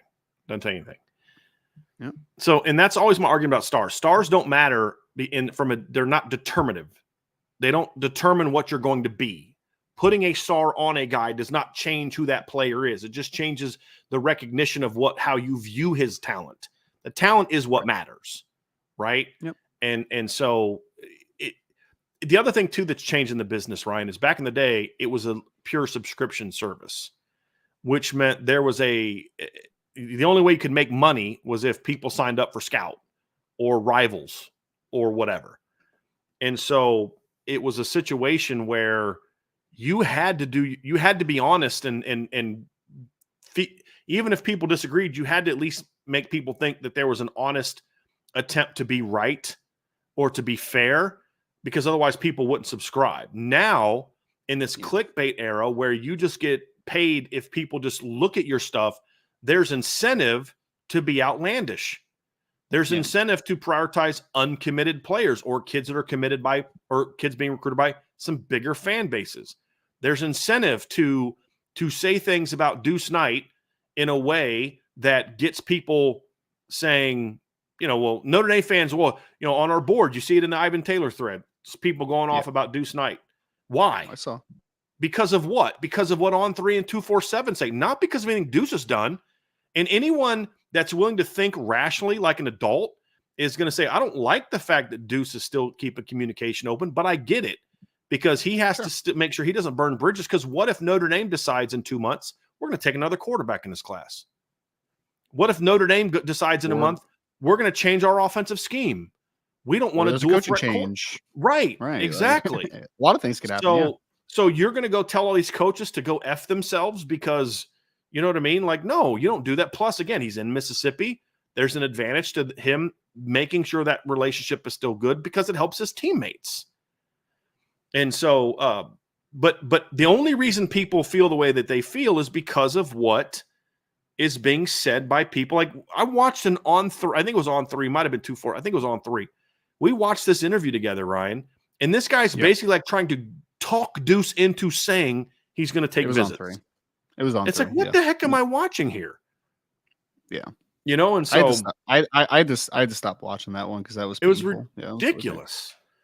And I love those interviews in theory, because like you're in theory trying to find like backstory on kids, and like I'm big on backstory. The one that stories, JD Pickle from On3 did with Deuce recently, I thought was good. He asked him about the relationship. What's it, Pickell? I think it's Pickell, yeah. Pickell. The one that JD from On3 did, I thought that was fun. He asked him about Ole Miss. Deuce gave his answer, and he moved on. And then I think went back to Notre Dame. I thought that was a good interview. I thought that was a good, solid interview. And in the way he asked, actually gave context to what Deuce was saying. He's like, look, I'm committed to Notre Dame, but I'm going to keep a relationship with them because I'm good. I'm cool with them. And you never know what's going to happen. And everybody takes that as, well, some people, the you never know what's going to happen, meaning he may change. Or crazy thought, like you said, Notre Dame goes out this year, goes 12-0, wins a championship, and Marcus Freeman decides he wants to take the Bears job. I'm not saying that's going to happen. I'm just using it as an example. Right. Or, there's Notre Dame decides tomorrow, you know what? Like Bryce Underwood calls and says, hey, I want to come to Notre Dame. And they say, we'll take 2 quarterbacks. Again, not going to happen. But how does Deuce know that? Because Deuce isn't a Notre Dame fan for 30 years like we are. So he's handling this like a business, just like teams do. But because of all the nonsense that's said about him, it causes some people to panic. When in reality, what they're saying is not accurate. Like even other Ole Miss sites were crushing that dude from 247 the other day. I guess it's nonsense. He's not flipping. I mean, you know what I mean? So it's frustrating what this business has turned into. It really is. It used to be something where I felt like people at least attempted to be accurate, and there was an attempt to be honest, and you were okay being wrong as long as you could say there was some integrity to it. Now I just think guys are completely okay lying because it's going to get them clicks, or putting things out that is like you heard from someone who heard from someone who heard from someone, and then because it's going to get 1 million clicks, like we talked about when that story came out about Riley Leonard's going to miss the spring because of the ankle injury, and he wasn't going to be ready for spring, and it got put out. It never got retracted. It was clearly wrong. He was healthy for spring, then got hurt again, but that wasn't what they were talking about.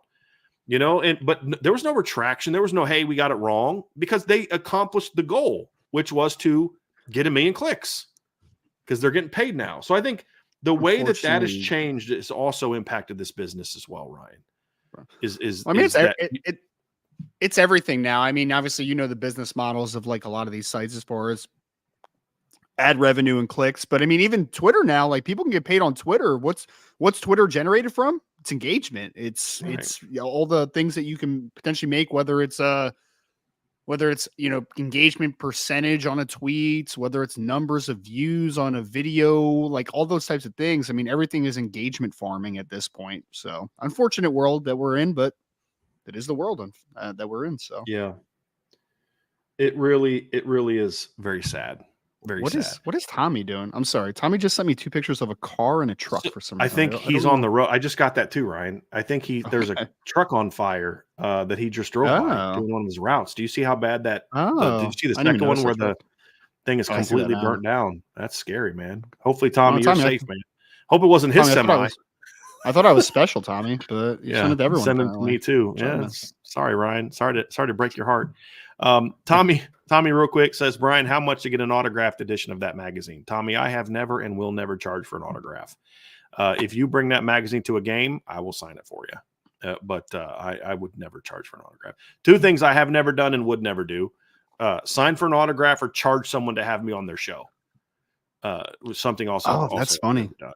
Yeah. For the first time in my career so far, I was talking to an NFL draft prospect for next year about trying to get him on the podcast. And he Mhm. said to me, "Am I getting paid for this?" And I was like, "No, no, you're not. You're absolutely not." So Yeah. yeah. Yeah. Yeah. If you don't First time this understand ever how, happened to me. yeah, First time this if ever you don't happened to understand me. how coming on my show and like if a Notre Dame player, for example, had a clothesline Yep. and I'm not going to pay you to come on my show. What I'm going to give you is free airtime to Right. promote yourself to a show on a show that has 16 plus thousand subscribers. That's what Right. that's the exchange. But now it's just like, well, no, you got to pay me. All right, cool. I'm not paying you anything. You know what I mean? Like, I'm not going to do that. And I know some people that do, and that's fine. They have the right to do that. I have no disrespect for it. It's just not what we're going to do. So I would never charge for an autograph, nor would I ever charge to go on a show. So if you bring the magazine to one of the games this year, my man, I will sign it for. I've actually done that before. I've actually signed autographs like I did it at Buffalo Wild Wings one time, and I've had people back when I was writing a BGI would come up to me in the parking lot, like kids and stuff, and they'd have the BGI season preview, and they'd ask me to sign it. So, but it's been a while since I've had anyone ask for my autograph, other than, hey, here's your bill, please sign it. Tommy, I'll sign your head. I'll sign Yeah, your head there next you time go. we're in town. Yep. All right, Ryan, let's get back to some more questions. Here's a good one from John A1. Which group has more sacks in 2024, the linebackers or the Vipers? So this is an interesting one, Ryan, because I'm actually looking it up right now. I want to see what the number was last year. So last year, the Vipers, had more, I believe had more. She had 4 from Batelho. You had 1 from Burnham and none from Junior Tillamook. You had 5. The linebackers, the linebackers had more. You had 3 from Marist, 2.5 from JD, so that's 5.5. Kaiser had 1.5. That's 7. Jalen Snead had 1 at 8. Although, Boubacar had 1, so they had 6. They had 4, 5, 6. And then here's the thing: like when Jalen Snead had his, he was rushing off the edge in a nickel situation, so it wasn't like he was kind of being a Viper. But the Still linebackers actually though. had more sacks last year, Ryan. So does that change in 2024? Do the I don't think Vipers so. have more than the linebackers? I think it's a little bit of a skewed perspective, John, first and foremost, because we're talking about 3 positions compared to 1 position, right? And I think that kind of skews it a little bit. So I think that when you take that all into account, because I expect Notre Dame's linebackers to have more sacks this year, because I think that we have upgraded as far as explosiveness and ability to finish, right? Like JD Bertrand was a very good player for Notre Dame the last couple of years, but I expect Drake Bowen to finish in the backfield a little bit more than JD just because he's a more explosive athlete, right? So I think with the linebackers becoming more explosive athletes, I think they're going to finish more appropriately, more consistently. And I think Viper still has a lot of question marks, man. Like if RJ Oben was a Viper coming into the year, maybe I would have a slightly different opinion because I've actually have seen him be productive as a pass rusher. Jordan Botelho is a question mark coming into the year. Boubacar Traore, although extremely talented, is a question mark coming into this year. Like we're not really sure exactly what to expect from them. They could be a lot better, and they should be a lot better. But overall, I just feel that in a defense under Al Golden that has shown I am more than okay with being aggressive on the second level and blitzing a ton, I'll take the linebackers until proven otherwise. Ryan, I tend to agree with you on that. I just don't see Junior Tuamaka providing much value as a pass rusher.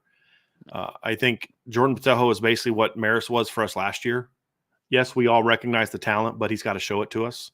Yes. And Maris, for the most part, did. I mean, Maris had a very good season for Notre Dame, but I just got to see it. And same with Bubakar. I think Bubakar's loaded with talent, but the guy's one sack in his career. I mean, he's got to has a lot to prove at that point in time.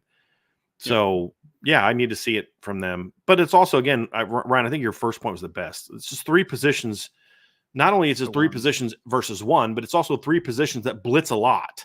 It's not like, like if that would have happened in 2012, that'd have been a problem. You know what I mean? Because Manta had like 1.5 sacks that year. Dan Fox they didn't blitz their linebackers that way. And this one's a similar situation, which is the opposite situation in that the linebackers blitz a lot. And sometimes it's your edge rush that opens up the linebacker for the sack. It's your edge rush that causes the quarterback to step into the pocket and the linebacker gets the sack. That's going to happen more, in my opinion, just the way that the way that teams pass pro and the way that the kind of what quarterbacks do. It's going to be a lot easier for linebackers and D tackles to get more sacks from good edge rushes than the other way around, because usually quarterbacks tend to get outside of the edge on those particular plays and they scramble and throw the ball away. Sure. So that factors into it as well. And that may say, hey, well, look, the linebackers had 3 sacks in this game and the Vipers had none. Yeah, but Jordan Patejo and Bubakar had like 8 pressures that forced those sacks. So that's where, again, where sacks can be a little bit misleading. But the nature of this defense, Ryan, is going to lead to the linebackers getting a lot of sacks. Now, should they have more than Viper? In theory, no. Right. And we saw that a couple years ago with Isaiah. I mean, ideally, you should be getting 10 to 12 sacks from the Viper position as a whole over the course of a year is about where they should be, in my opinion. But linebacker in the right like, would you be shocked at all, Ryan, if this year the linebackers combined for like 10 to 12 sacks? I wouldn't. No, not at all. So again, it's going to be similar because what they get from the Viper position with Foskey, 15, right? I mean, because Justin Ademiel, a lot of his sacks weren't as a Viper, the backup Viper. A lot of his sacks were as part of the nickel package with Foskey. So it wasn't really the Viper, even though he was technically the backup Viper. And then he played big end at times, in packages like that year. So the nature of this defense is such that, like, if in a year where Clark Lee was the D coordinator, if the linebackers and Vipers were in a similar position, that'd be a major problem. Major problem. Because Coach Lee just didn't blitz the linebackers like Al Golden does, the way that Marcus Freeman did in 2021. So that's another aspect of it. So it's a good, very, very good question. Very, very good question, John. John had another one, Ryan. Down here, let's see here. Does Notre Dame have a position group that's good enough to allow John A1 to play 10 snaps a game without it falling apart? Can you snap, John? I don't know. Can you snap? I don't know. Hey, John, I love you, man, but no, that I don't know that they're anywhere. I need a little bit more information, John. I need height, weight, speed, experience level. I need it. Ryan, I've met John. I'm going to answer this one for all of us. No. I mean, if you were to say 10 snaps in a game, I say, yeah, they could put you in there, at the end of the Navy game and they'll be all right, since John's a Navy man. But a game per game, no, buddy. Well, I mean, maybe we could teach you to be a holder. Maybe. Yeah. Maybe. Yeah. You'd be starting fullback. We're having 10 kicks in the game. That's probably a good sign. Probably a good sign.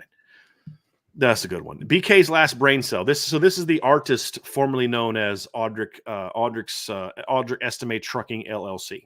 Oh, nice. It is now BK's last brain cell. So he says Jadarian Price leads Notre Dame in rushing by 200 yards, but Jeremiah Love has more total yards and touchdowns. Cross and Snead both account for 8+ tackles for loss, and Burnham leads in sacks. That's his prediction for the season. Predictions? What say you about those predictions, Ryan?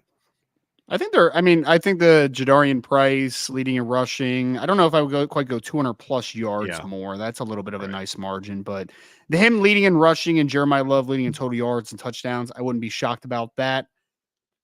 I wouldn't be shocked if Jalen Snead is locked in all season and he's the starting rover and can move around a ton and do some things on obvious pain situation dime package. Like, he could definitely have that many tackles for loss. There's no doubt. We saw Howard Cross be very disruptive last year, and if he's put in more positions, not just playing the nose, if they move around a little bit more, I think that he could be in a little bit more in one-on-one situations where he can have more total production. He had, what, 7 last year? He had 7. So, I mean, that's Okay. a jump of 1 to 2.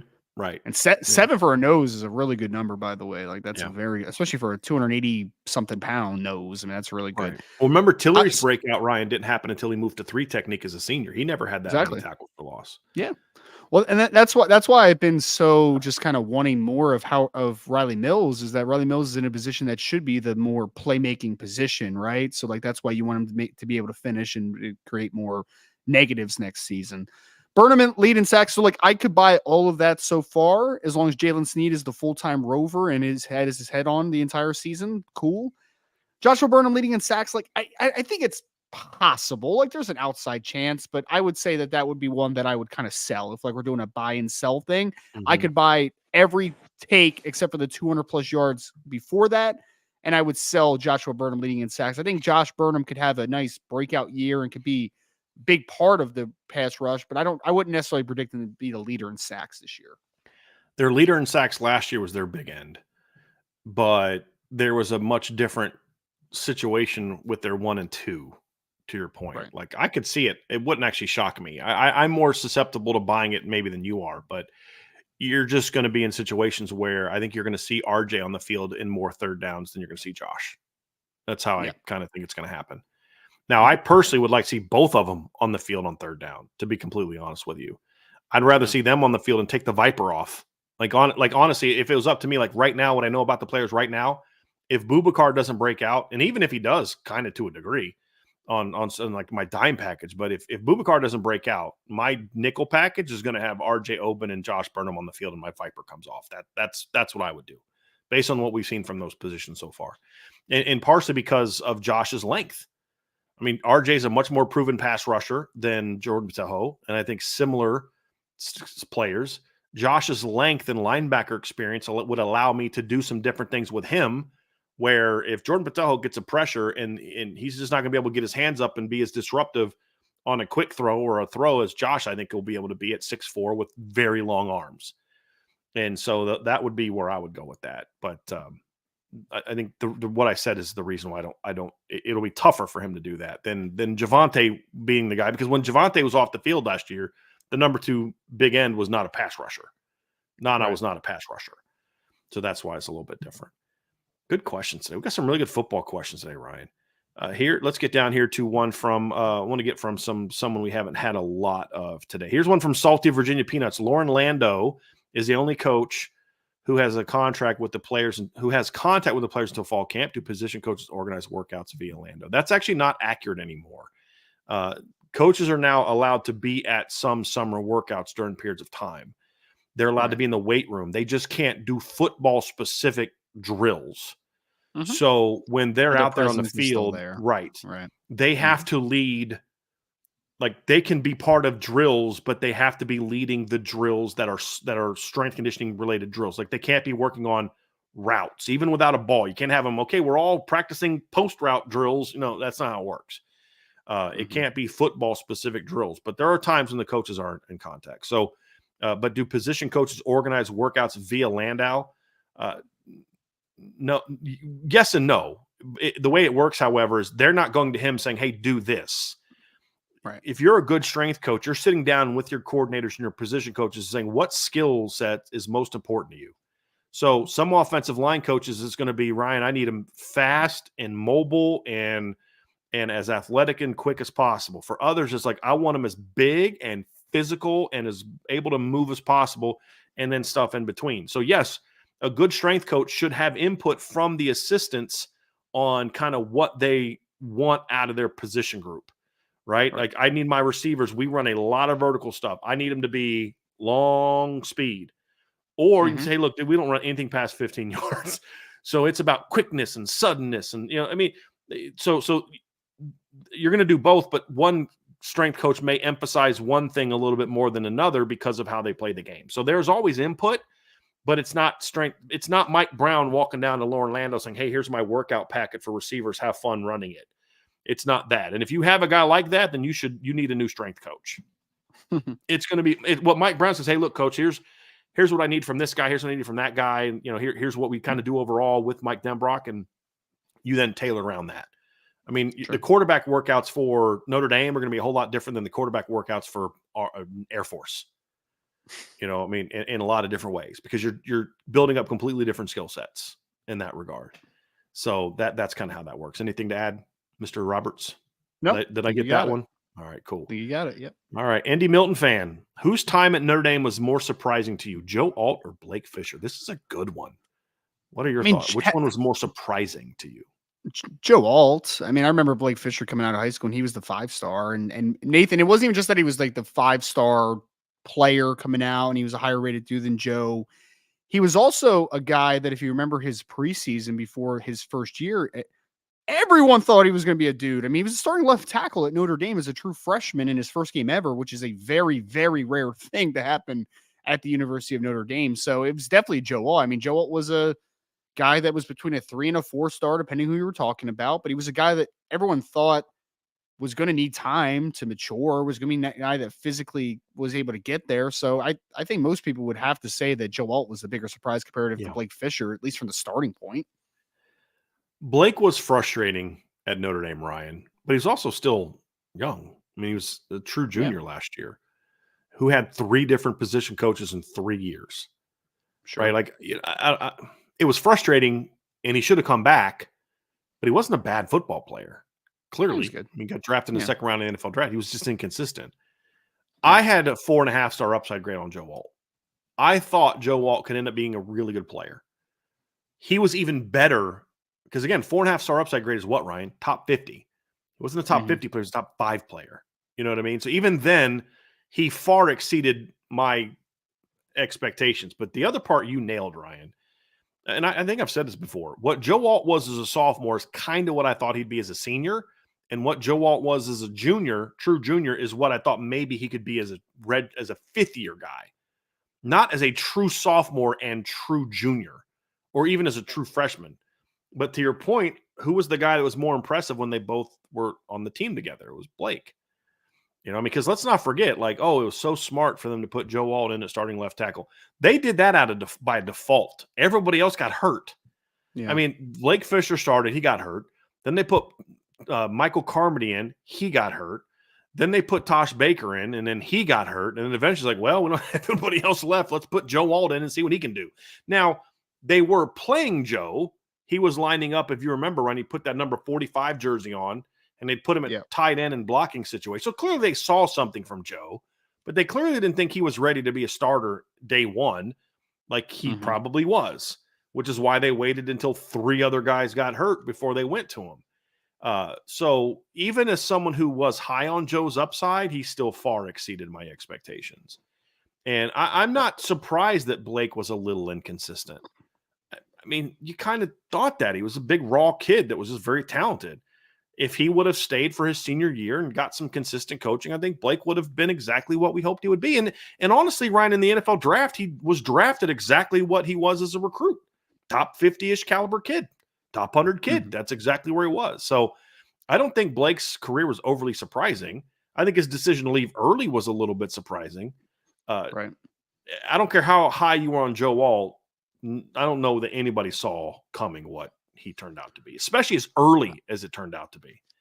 I think if you saw Joe Alt in high school, Nathan, and I told you that he, as a 260-pound tight end or whatever the heck he was at that point, if I told you he is going to leave early after 3 years, despite having to gain 40+ pounds and having different position coaches every single year and go in the top 5 of the 2024 NFL draft, everyone would have called you nuts and would have said that you were absolutely insane.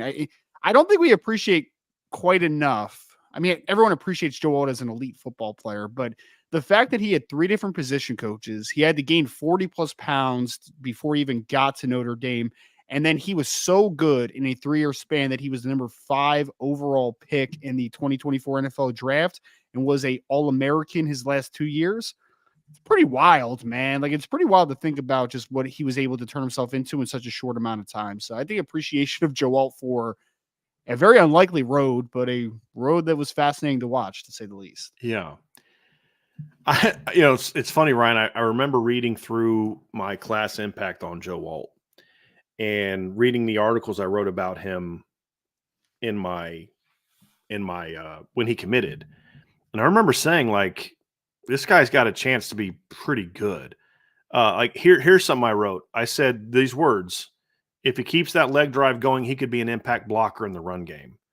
But you know, my thing with him was, he's quite raw in pass protection, especially from a footwork standpoint, and his hand placement is erratic.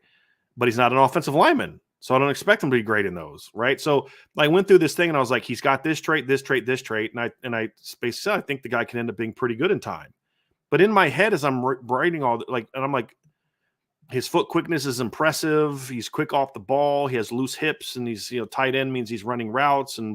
But I'm like, in my head, I'm thinking, like, by the time this kid's a redshirt sophomore, he could have a chance to be a starter and a good player for you, not the best tackle in college football. You know what I mean? Like, I was high on Joe Alt and didn't see this coming. Like, I'm not one of those people who looks back and says, "Oh, I saw this coming from Joe Alt." Liar. Mm-hmm. No, you didn't. I don't even know that Joe Alt saw this coming from Joe Alt when he was coming out of high school. But that's also why, say, did the recruiting analysts get it wrong? No, they didn't get it wrong. He was a 250-pound tight end. Like, there's a ton of projection there. And I think the highest anybody was on him was like 180. So Right. That was a surprise. Super chat from Reliq. Haven't seen you in a while, Reliq. Good to see you. Thank you for the super chat. If you could bring back one non-superstar Notre Dame player to join this roster from recent history, who would it be and why? Happy Friday. I actually have an answer to this one, Ryan, and I think it's a pretty good answer. So can I answer mine while you think about it, or do you know who you want to go with? No, I have no idea yet. Yep. Here's Robert Hainsey. Here's why. Because if you had a veteran, senior, steady as can be, leader type of player at right tackle with this young O-line, I'd feel a lot better about where this offensive line would be. The other option that I thought of was Alex Bars, because if you could have Alex Bars and plug him in at left guard with this team, like, okay, that would be pretty good. But like, that would be it. It'd be some veteran lineman that was a good football player, an NFL caliber guy, but not a star, that could provide leadership and kind of steady this offensive line.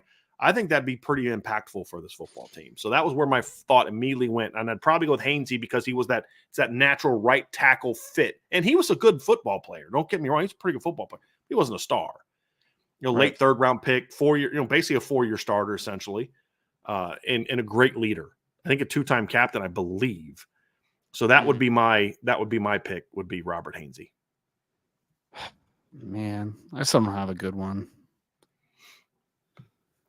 Because you think about what positions would they have a need for something like that, right? Like that would my mind was going to Viper. But I don't know if there's a Viper that I would say was like a Dalen Hayes type of guy. Yeah.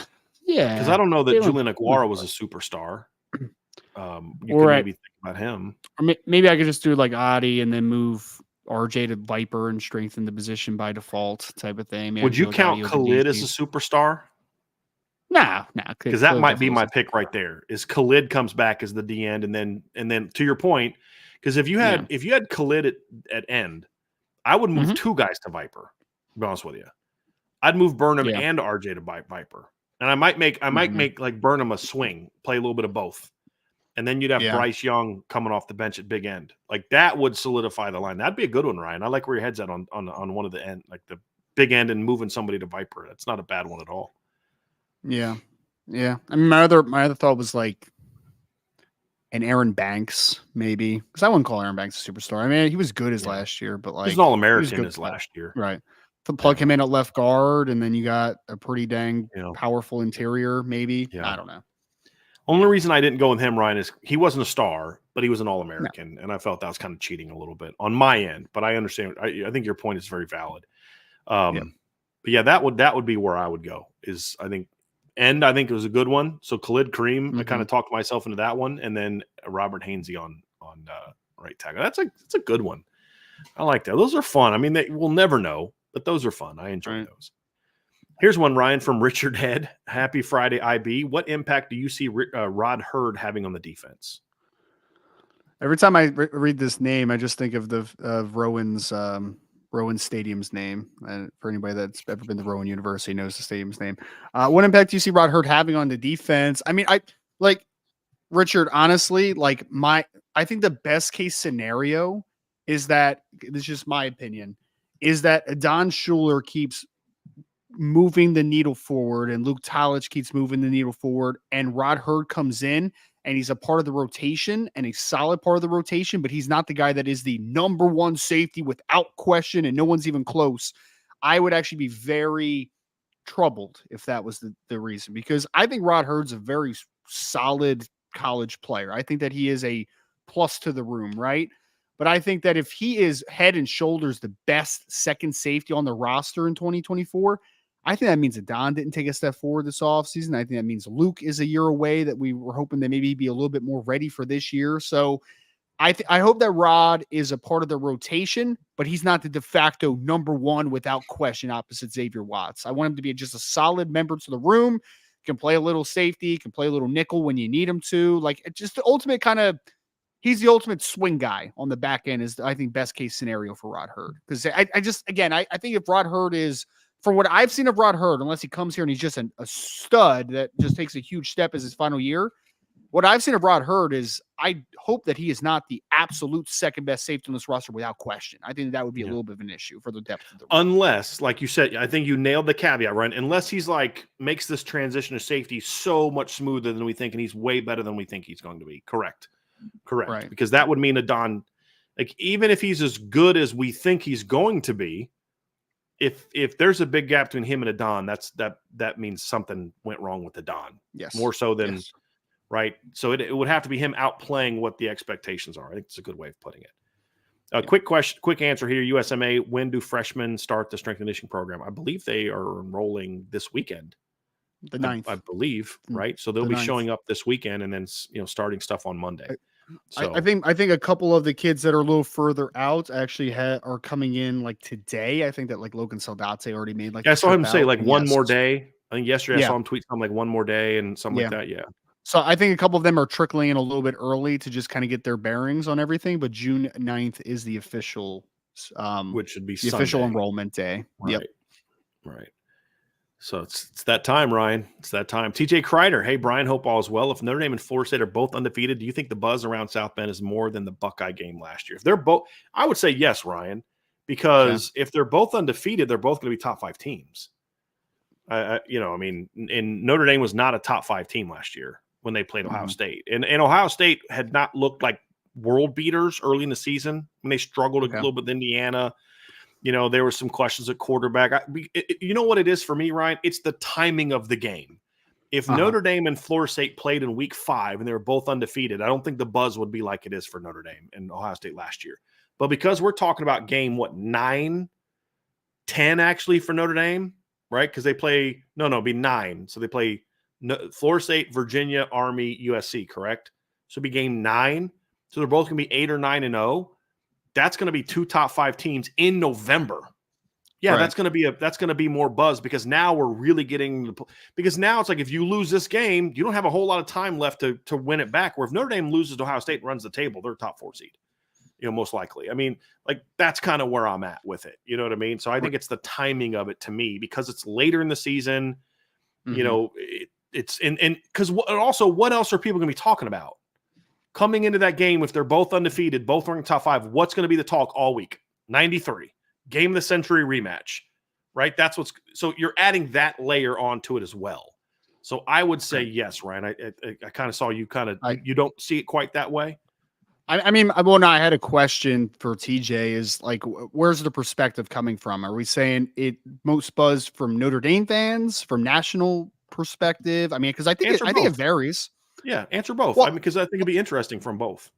Well, I think the Ohio State layer kind of plays into it when we're comparing them to Florida State. Like Ohio State's, I think is just going to travel a little bit easier to Notre Dame. Like, is Florida State going to travel that well from a fan base perspective? I mean, I would assume Not probably, but like, I don't know not that 100% well. on that. Well, Right. because they're Not coming that from well. Tallahassee, Right. Florida, right? Not Yeah. Ohio. Right, exactly. I guess from a national perspective, I buy it that it would be kind of a bigger vibe, but I'm thinking about like the rowdiness of the game, right? So Like the rowdiness of the you're looking game. at it from like the fan standpoint. From a Yeah. fan standpoint, the Ohio State game is gonna Like being is on more. I get campus, it. Notre Dame, Ohio State versus Notre Dame, Florida State. I feel like it would be rowdier and a little crazier in Notre Dame, Ohio State than Notre Dame, Florida State. That's kind of where I'm coming from. So fan base standpoint, Notre Dame, Ohio State, perception, national media, national buzz, playoff impact, Notre Dame, Yeah. Florida State. That's how you see it. Yeah, that's fair. Yeah, That's fair. That's fair. Yeah. Joseph Barrett with a question. Joseph says, interior D-line are commanding top dollar on the NIL market. Notre Dame's positional development is essential for short and long-term success. Are you sold on Out Washington being the guy? Sold? I mean, Joseph, I think that sold is a little bit of a strong term. I would say that Al Washington did a lot of good things last year that made you feel better about it, right? But I think this is going to be a big year from the development of the young guys. Because, yes, he got a lot out of Howard Cross last year. He got a decent amount out of Riley Mills. He got a lot out of Javante Jean-Baptiste, but those are obviously older players, and he doesn't have sole hand in that development. It's like they've worked with other coaches, obviously, right? I think the big thing that will tell me this year is, does Howard Cross take another jump now that he's that many years under Al Washington? Does Riley Mills take another jump? Does Jordan Botelho take a jump after a underwhelming year? Does the younger guys, does a Bubakar take a jump? Does you get something out of a Armel Mukum or a Joshua Burnham? Like, I think the younger guys are going to tell more of a story on this. The guys that are still fresh to the development, because like Howard Cross being better in 2024 would be great, but I don't think it tells the full story of Al Washington, the developer. The full story of Al Washington as developer is the guys that came in and all they've known is Al Washington. That's the only guy that has been developing those traits. So I would say, I think that this year is a big test. This will be a big one to see, can you get more out of Joshua Burnham? Can you get more out of Junior Tuihalamaka? Can you get more out of the young defensive tackles? You know, the Riley Mill, I mean, not the Riley Mills, like Sean Civillano, can he play? Does Devin Houston make any plays during the season? Does Armel Mukum take a step forward? Does Bubakar, like those younger guys, I think are going to tell me if those guys take a step forward and they show that development, then after the season, it's probably a yes. But for now, it's a year 3 is a big one for Al Washington for me from a development perspective. You nailed it, Ryan. Absolutely nailed it. Response from someone in the chat, Jimmy Page says, Florida State isn't elite. Ohio State arguably is. Well, there's two ways to look at this, Jimmy. Number one is if you're talking about from a program standpoint, you're correct. Right now, Ohio State as a program is considered an elite program. Ryan, would you agree with that? As a program, Ohio State's elite. They've been in the playoff multiple times, have played in the national title game recently. But if we're comparing Ohio State and Florida State right now, Florida State was a better team than Ohio State was last year. And if Florida State is ranked undefeated going into the Notre Dame game, you're talking about a team that's at worst, 21-1 in the last 2 years? Their only loss being to Georgia in a bowl game where like 90% of their starters didn't play. That's pretty freaking good. Now, you and I don't think they're going to be undefeated coming into that game. I think Florida State's going to be better than a lot of people think. I don't think they're going to be undefeated. I think they're going to lose to Clemson. But you can't sit there and say that if Florida State's undefeated coming into Notre Dame on November 9th, and if you go back to 2022, Ryan, you'd now be talking about a team that is 31-4. That's pretty freaking elite, in my opinion. That's pretty elite. So, I mean, if that's how it plays out. So I don't. You can try to take the shine off of what Florida State is, and you may think right now Florida State's not that good, but if they're undefeated coming into Notre Dame, that's huge. And he says, I hear you. I would rather beat Ohio State. I would rather beat Ohio State as well. That's not the argument here. That's not the discussion here. I mean, to me, beat Florida State. Been there, done that. I've literally in my lifetime, I'm 46 years old. I've never watched Notre Dame beat Ohio State. Now, they've only played each other like 5 times in my lifetime, but I've seen them beat Florida. I've actually seen them beat Florida State in person with my own eyes. The question, however, was not about which game as fans will we matter more, but I think what he's doing, Ryan, is I think he's backing up your point about looking at it from the fan base standpoint. which would mean more to Notre Dame fans, and that's fair. Right. But if we're talking about the quality of the teams, which one matters for where you are, I think that because, like, if Notre Dame would have beat Ohio State last year, still lost to Louisville, still lost to Clemson, that shine from the Ohio State game has kind of been taken off a little bit. Because then we'd realize Ohio State wasn't quite that good. You know, like they beat Penn State, but then they got beat by Michigan, and then we beat them at our place and looking at it that way. And then they went out and lost to Missouri in the bowl game. This wasn't a very good Ohio State team, you know, compared to others. And they still weren't. But if Florida State's undefeated, you're looking at saying this is a team that's gone 31-4 the last 3 years and has won, 21 of their last 22 games, and they only lost being in a bowl game where nobody on their team played. That's hard for me to argue that that game's not going to have a ton of buzz. Coming into the game from a national standpoint. Oh yeah, it'd be a huge game. There's no doubt about it. Yeah. But I do think he did. Yeah. But I do think he hit on your point though, Ryan.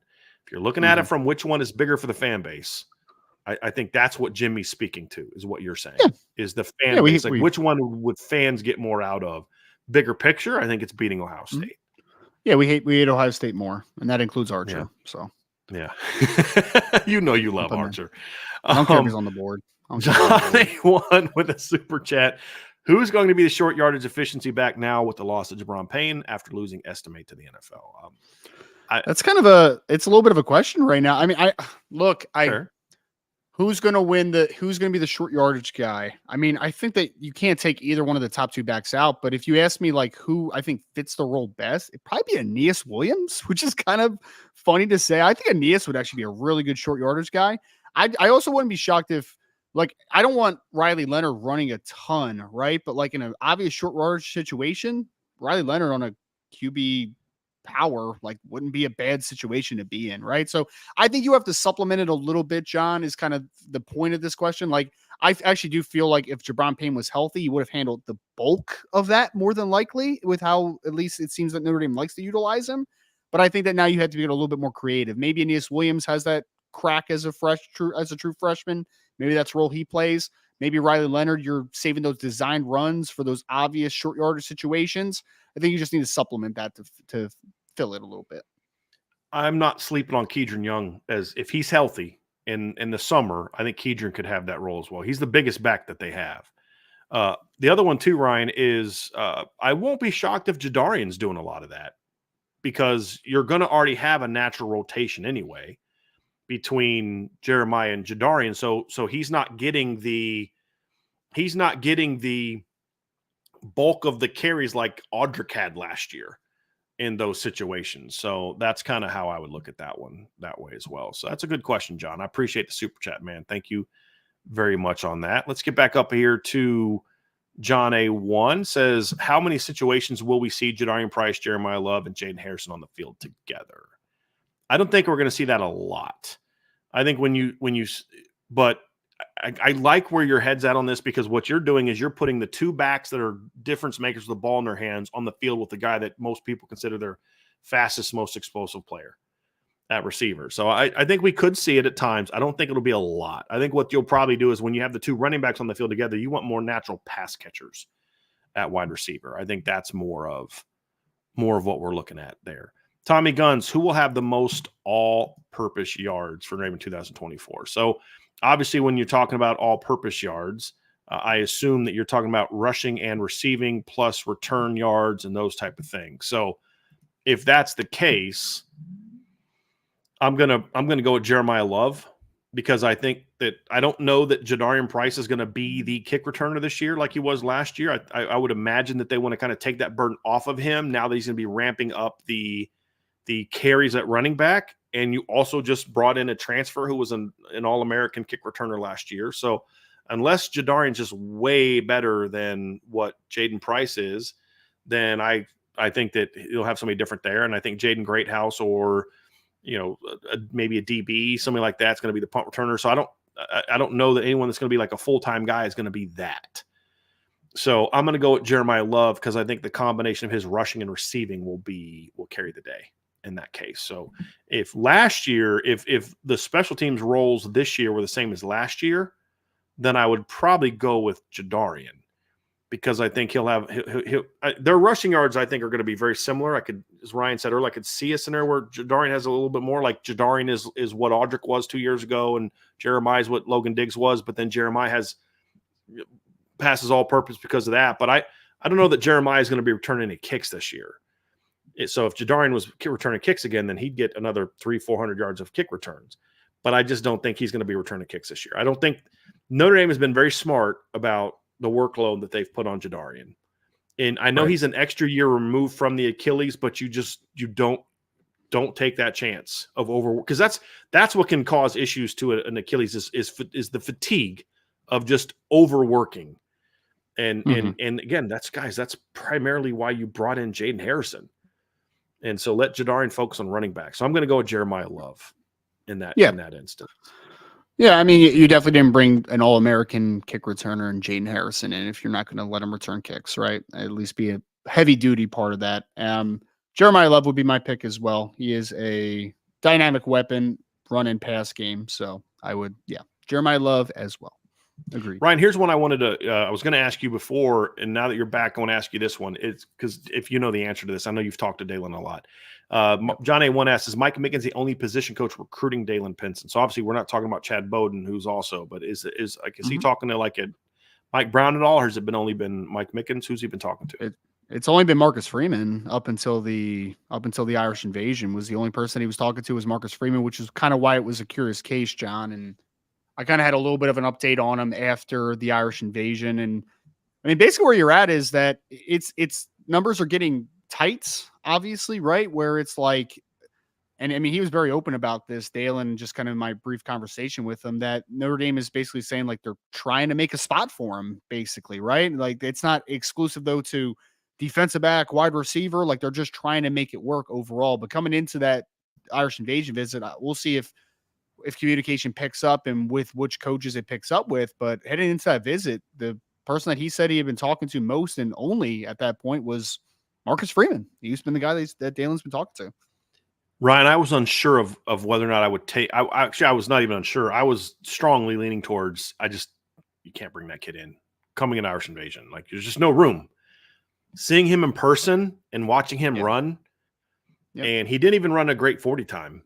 You know, like That's it was surprising. good, but he's been doing a lot of camps and track and stuff. So I just think he looked a little bit like from watching him run, like he didn't look. One of them, he stumbled a little bit, but when I watched him play, you saw the speed, like, you know what I mean? So like, I cared more about that because you've told me he's got some great track times. I saw that when he was playing. I didn't see that when he was running a 40.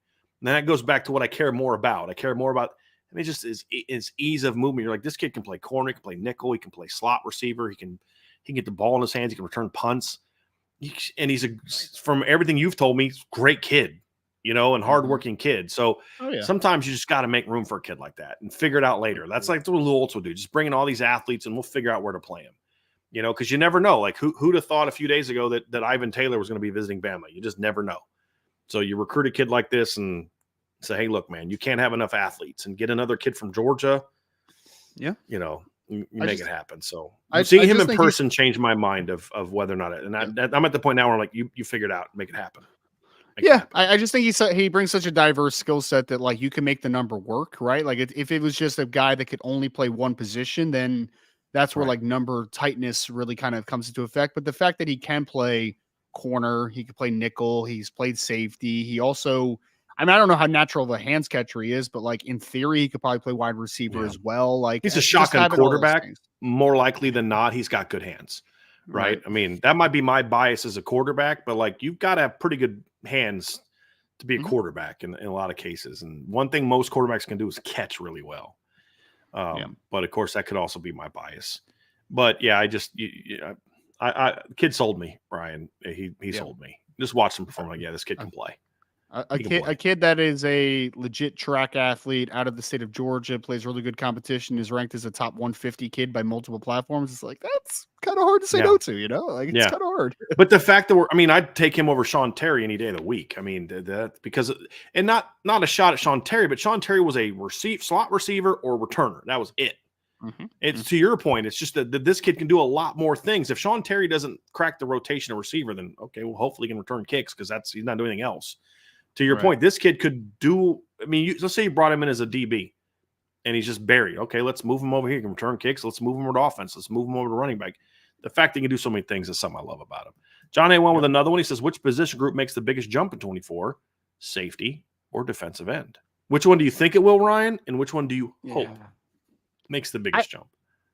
I hope it's defensive end, and I'm kind of leaning towards defensive end just in general because I just think you have more talented bodies overall ready for breakouts. Because I mean, like, look, if Xavier Watts is as good as he was last year, and the other players just passable, like safety's still good in that instance, right? But I think that defensive end, especially Viper, is a position that you need to take a step forward. And I think year 2 of Boubacar, year 2 of Joshua Burnham full time on the edge all the time, right? Like I think that those guys are due for a little bit of a breakout. Hopefully Jordan Botelho is ready to take a step forward. But even if he's not, you have RJ Oben. You have a couple guys that have a little bit more God-given ability. I mean, the big end position was good last year for Notre Dame with Javonte Jean-Baptiste and Nano Safamensa. It's much more talented this year, though. Yes. Like, there's no doubt. I mean, RJ and Josh and Bryce Young and like that position is much more talented. Can it be more productive? That's a question we don't really know the answer to yet, but it certainly has the talent to. So I'm going to say the answer to both is edge, with Viper obviously being the big one that you need to take a massive step forward. If you ask me this question in a year, my answer might be different. Why? Because the talent is going to be a lot better in a year from now. Adon's going to be a junior.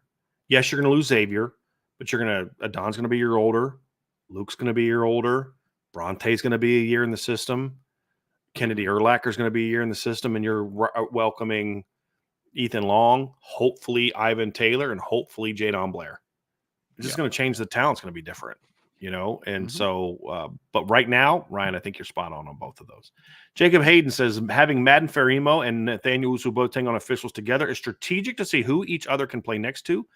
Iron strength and irons type of situation. Agree or disagree, Ryan?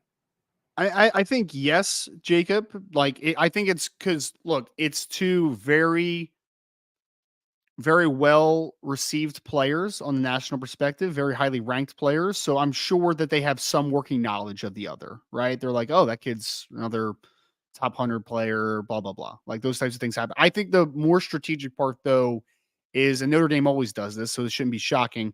The players that are going to be on campus with them is the even more strategic part. You have both linebackers, Anthony Sack and Josiah Key, will be on campus. You obviously have the heavy defensive emphasis from the official visitors from the commitment perspective. And I think that can have a big feel, right? Like, because in your hypothetical, Jacob, yes, if Madden Ferramo and Nathaniel Usu-Boateng both end up at Notre Dame, they could, in theory, be playing next to each other. But you know who I know they're going to be playing next to each other if either one of them chooses? It's Anthony Sack and Josiah Kia. Like, they're committed in the class, and I think that could have some real stay power potential with them. So yes, strategic on that side, but also strategic in the sense of who is taking official visits out of the commits in the class. I think that all that together is strategic for Notre Dame without question.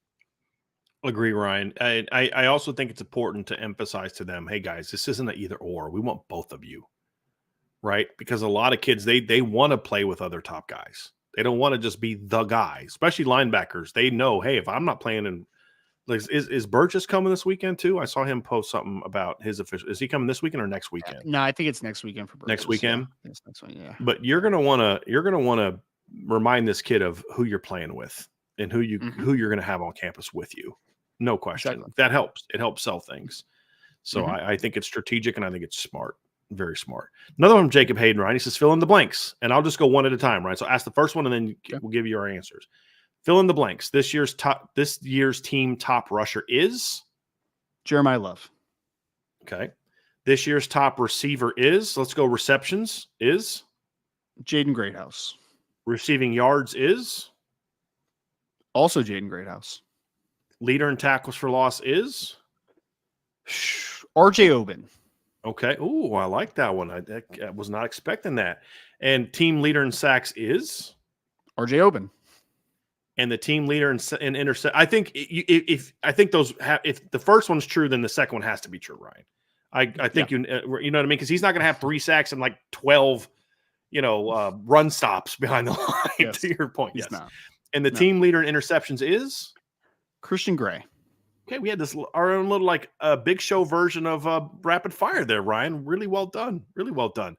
Michael Pate asked, who is your highest graded prospect coming out of high school that signed at Notre Dame over the last 20 years? Jimmy Clausen, Jalen Smith, Manti, Michael Floyd seem like who it would probably come down to. It's Jimmy Clausen. I mean, I know his career didn't pan out the way we had hoped, even though he was pretty good his last year. But Jimmy Clausen signed with Notre Dame. I mean, with all due respect, Jimmy Clausen is why you got Michael Floyd. Jimmy Clausen is partly why you got Manti. I mean, that's the reality. I don't know that those other things happen if not for Jimmy Clausen. So, I mean, and he was an unbelievable high school football player. I mean, unbelievable high school football player. I mean, so was Jalen Smith. And I'd probably put Manti next. And then Jalen next. Was huge, man. He was, huge. Yeah. And Manti, like Jalen had, of all the four guys, I'd say Jalen Smith had the highest ceiling of all of them. But Manti had an exceptionally high floor. Like Manti's career panned out exactly how you thought it was going to pan out when he committed to Notre Dame. I mean, it just – and Michael Floyd is pretty – I mean, I had all of them graded out as 5 stars coming out. So, I mean, they were without a doubt the best. I mean, I'm trying to think. Aaron Lynch wasn't far behind that group. Aaron Lynch was a special talent coming out of high school. He just didn't have some of the other attributes you need to turn that talent into production. But he was pretty special. I'm trying to think of some other guys, but yeah, that's the group right there. I mean, Stephon Tuitt was a big time player coming out of high school and a big time win. And he also is one of those guys that proves that sometimes when a kid decommits, he still can end up in the class. Because Stephon did decommit and came back and played for Notre Dame or committed to Notre Dame. So it can happen. It doesn't happen often, let's be honest, but it can happen. Ant VR. That was the one we did at the very beginning. And here's one. This is gonna be fun, Ryan. From Salty Virginia Peanuts. Will a reporter ask Ryan Day whether he can afford to lose to Michigan now that Harbaugh's gone, and will Day go ballistic? Ryan Day's a baby, man. Yes, he would go ballistic if that happened. Salty would 100% go ballistic. I mean, someone should ask it, right? I mean, you have to ask it. I mean, the guy's lost to Michigan 3 straight years. I mean, one thing that Ohio State coaches are judged most by is whether you win that matchup. I mean, that is a big, big game every single year. You've lost it 3 years in a row. So one, it's a fair question for someone to ask him about the importance of beating Michigan this year. And two, yes, Ryan Day will get very upset when someone asks him that. 100%. Yes.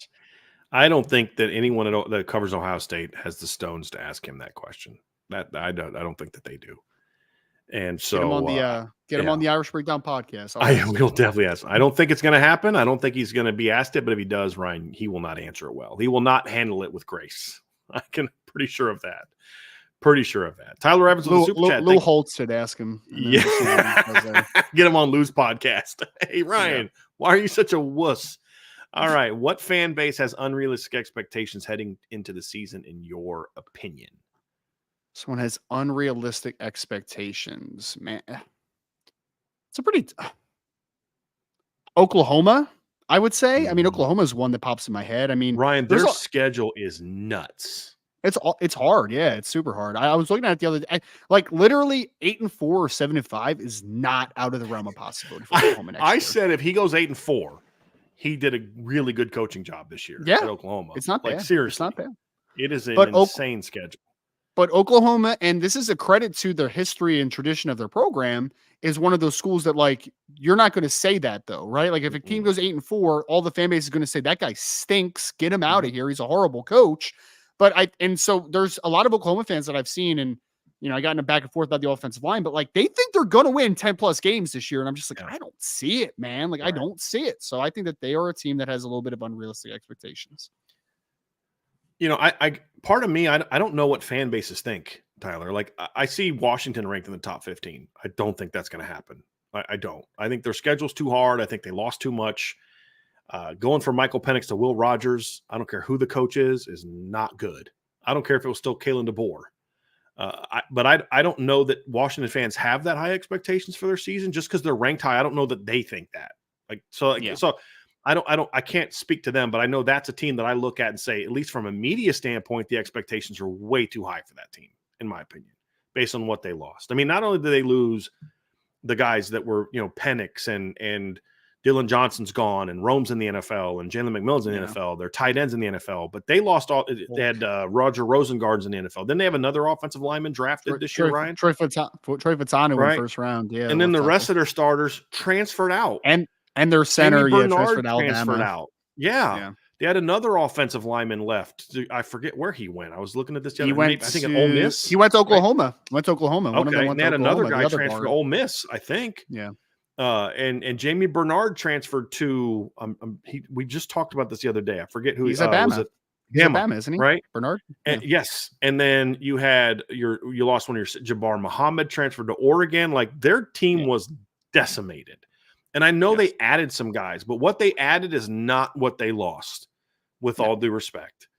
And so I think that, but I don't know that their fan base necessarily thinks this team is going to be good. I have no clue. I'll tell you a fan base that I think is still, that does think they're going to still be really good, that is not, in my opinion, is Michigan.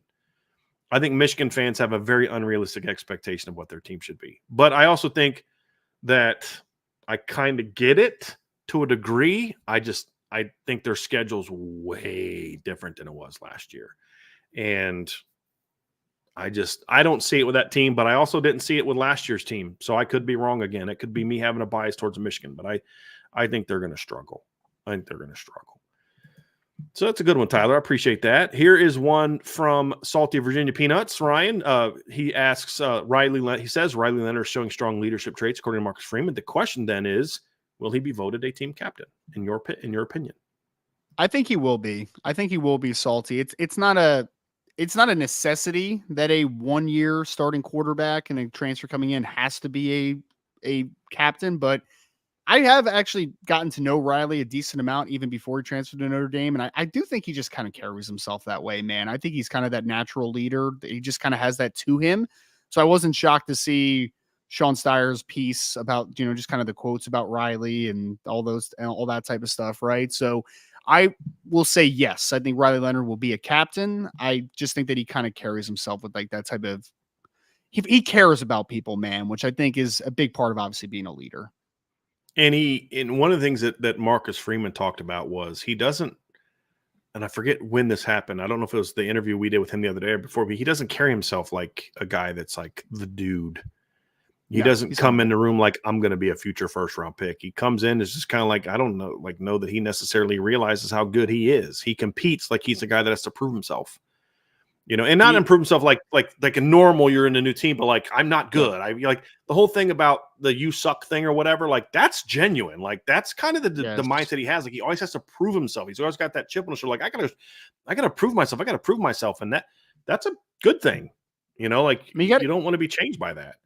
You got to think about his background a little bit, right? Like the kid thought he was going to be a basketball player, then COVID ruined that. So then he turns to football basically as kind of the next ascension. And he wasn't super highly ranked. I mean, he ends up going to Duke and trying to figure it out that way. So it's not like we're talking about a kid that was a 5-star that just had the golden spoon in his mouth his entire life. Like he's had the work, man. He's had the work, and he's at the University of Notre Dame because of it. So, yep.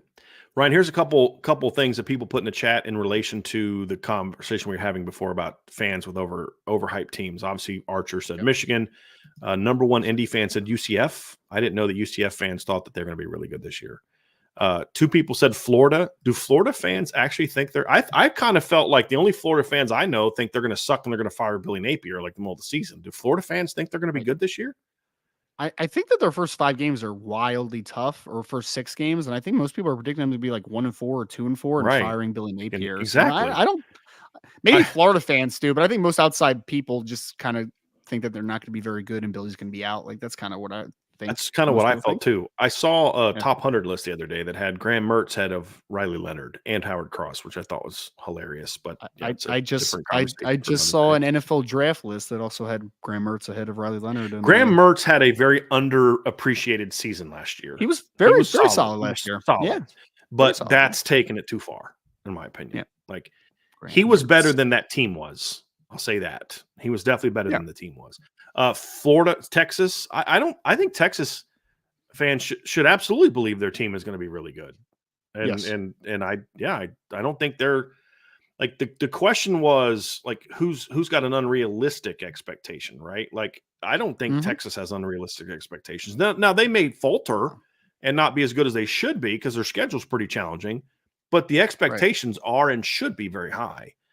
Somebody Sure. said UCLA. I didn't know that UCLA fans had high Nobody has high expectations. standards for UCLA Do they this year. even No one have does. expectations for football at UCLA? I don't think they even care enough to have I expectations. I'm a pretty good like player driven person, but like I would have a hard time naming 7 guys that are on UCLA's roster right now as starters. Like I would have a The very tough time. the I can name the guys I can name are guys I know because they're Notre Dame players that transferred there. That's the Right. guys that I can name at Like UCLA right now. I know Ethan Garbers is starting at Right. quarterback, but like outside of that, it's like, Rico Flores, maybe Ramon Henderson, maybe who's the Michael Carmody, maybe, they have a like good defensive tackle named Jay Toya, I think is how you pronounce his yeah. name. But like other than Is that that, the kid no that idea. originally committed to USC, I believe, and then flipped, if I remember I don't correctly? know, dude. He's this big Samoan that no one Yeah. can move. Like that's all I know. I think he originally committed to USC and then flipped to UCLA. Yeah. Couple DK has a couple. Michigan, he said. Obviously, Colorado's one. Their fans think they're going to be really good, from what Do I can they? see. They think, oh yes, Really? Ryan. Oh yes, Interesting. they are. There's a lot of money being put on Colorado to go there. Oh, I mean, they think they're going to be really good. They are a very delusional fan base right now. Interesting. Penn State's another one, but I actually like this Penn State team. And I could end up being completely wrong, but I actually like this. I like this Penn State team a lot more than I liked last year's Penn State team for a host of reasons, especially I with the like the fact that they coordinators upgraded. better. That's another thing I was going to say. They Yeah. upgraded the overall coordinator level pretty well. I'm worried And about then, the I'm worried about the wide receivers and a lot of defections yeah, on the offensive line. Like that's yeah. a little, I don't know. The O line's the thing that gives me pause. That's the one Yeah. thing that gives me pause because you not only lost Fasciano, but you lost like Caden Wallace. Mhm. But The I think center, this, Hunter yeah, I Nourzad. think Yeah. this team is going to be. Where did he get drafted? Nourzad was like a 4th round pick, I I think. probably And Caden drafted Wallace him was like about 3rd 7 rounder. times in my mock drafts because I would just He's a get good bored player, and I man. couldn't sleep, so I'd do those PFF ones, and he was He always there in the 7th round, and I always needed a he center. he So, went to he was an Ivy League kid originally. I think he was either Cornell or Dartmouth. I can't remember, but he yeah, was an Ivy League kid originally. yeah. So we'll see with Penn State, but I actually think this team has a chance to be. And I don't know if any Penn State fans are thinking we're going to win the national title, which that would have made Well, that's the LSU fans problem. is yeah, That's the problem. They need to start having that standard so they can get rid of James Franklin, actually get a good coach in there. But true, yeah. true. LSU fans, I think, have a little bit of an unrealistic expectation. I think they're going to have this year 3. They think, oh, we're going to be better next year. I've seen this argument. We're going to be even better this year because our defense is going to be better. And I'm like, no, you're not. I don't know. You're not. It I might don't be think they slightly will. better, but it's yeah. I mean, they're acting like they didn't just lose 3 defensive tackles that got Right. drafted That's my in thing is, are first they going to 6 be coached rounds. better on defense this year? Yes, Sure, definitely. But their sure. talent's still not going to be very good on Yeah. defense, and then now you don't Mm, have Jaden Daniels and Malik Neighbors. And I know that Lacey and Chris Hilton are good football, but they're not Malik Neighbors and Brian Thomas. no, Their O-line no. should be really good this year, though. That's a part of Yeah, their team that should their be tackles especially. and I think Yeah, Nussmeier's a good could be a good college quarterback, Ryan. He could be a solid. good, Yeah, solid college quarterback, but that's fair. yeah, I don't think they're going to be a great team And they this have year. this big So they have this big ward at head coach as well. But just kidding. I actually do like a couple. Like I'm not there with like Joe Sloan being the offensive coordinator, but like I thought the DC hire was a good hire. I very thought that good. he was good Yeah, from Missouri. It was a good hire. Yeah, very Blake good. Baker. Yep. Even though, funny enough, Blake Baker apparently was on the LSU staff, and Brian Kelly got rid of him or something, and then now he's When he back. was hired, I believe, right? Yeah, He was one of yeah, the guys, I believe it. yeah. John A. One of the transfer receivers who will have the greatest impact in 2024: Chris Mitchell, Bo Collins, or Jaden Harrison. I hope it's Chris Mitchell, John. I mean, it's between Mitchell and Bo Collins for me, as far because one obviously is a big boundary receiver in Bo, which you need to upgrade and be more effective at. But then Chris Mitchell is that long striding outside receiver that can create a lot of plays downfield. So for like Notre Dame's sake, I think the best case scenario is that it is Chris Mitchell because of the speed element that he brings. But I think that it could be either him or Bo of that list, in my opinion. Now, where I still think Jaden Harrison's biggest impact is going to be on special teams. I still feel that way. Salty Virginia Peanuts. What is your tailgate number one choice, Ryan? Hot dogs, hamburgers, brats, or brisket?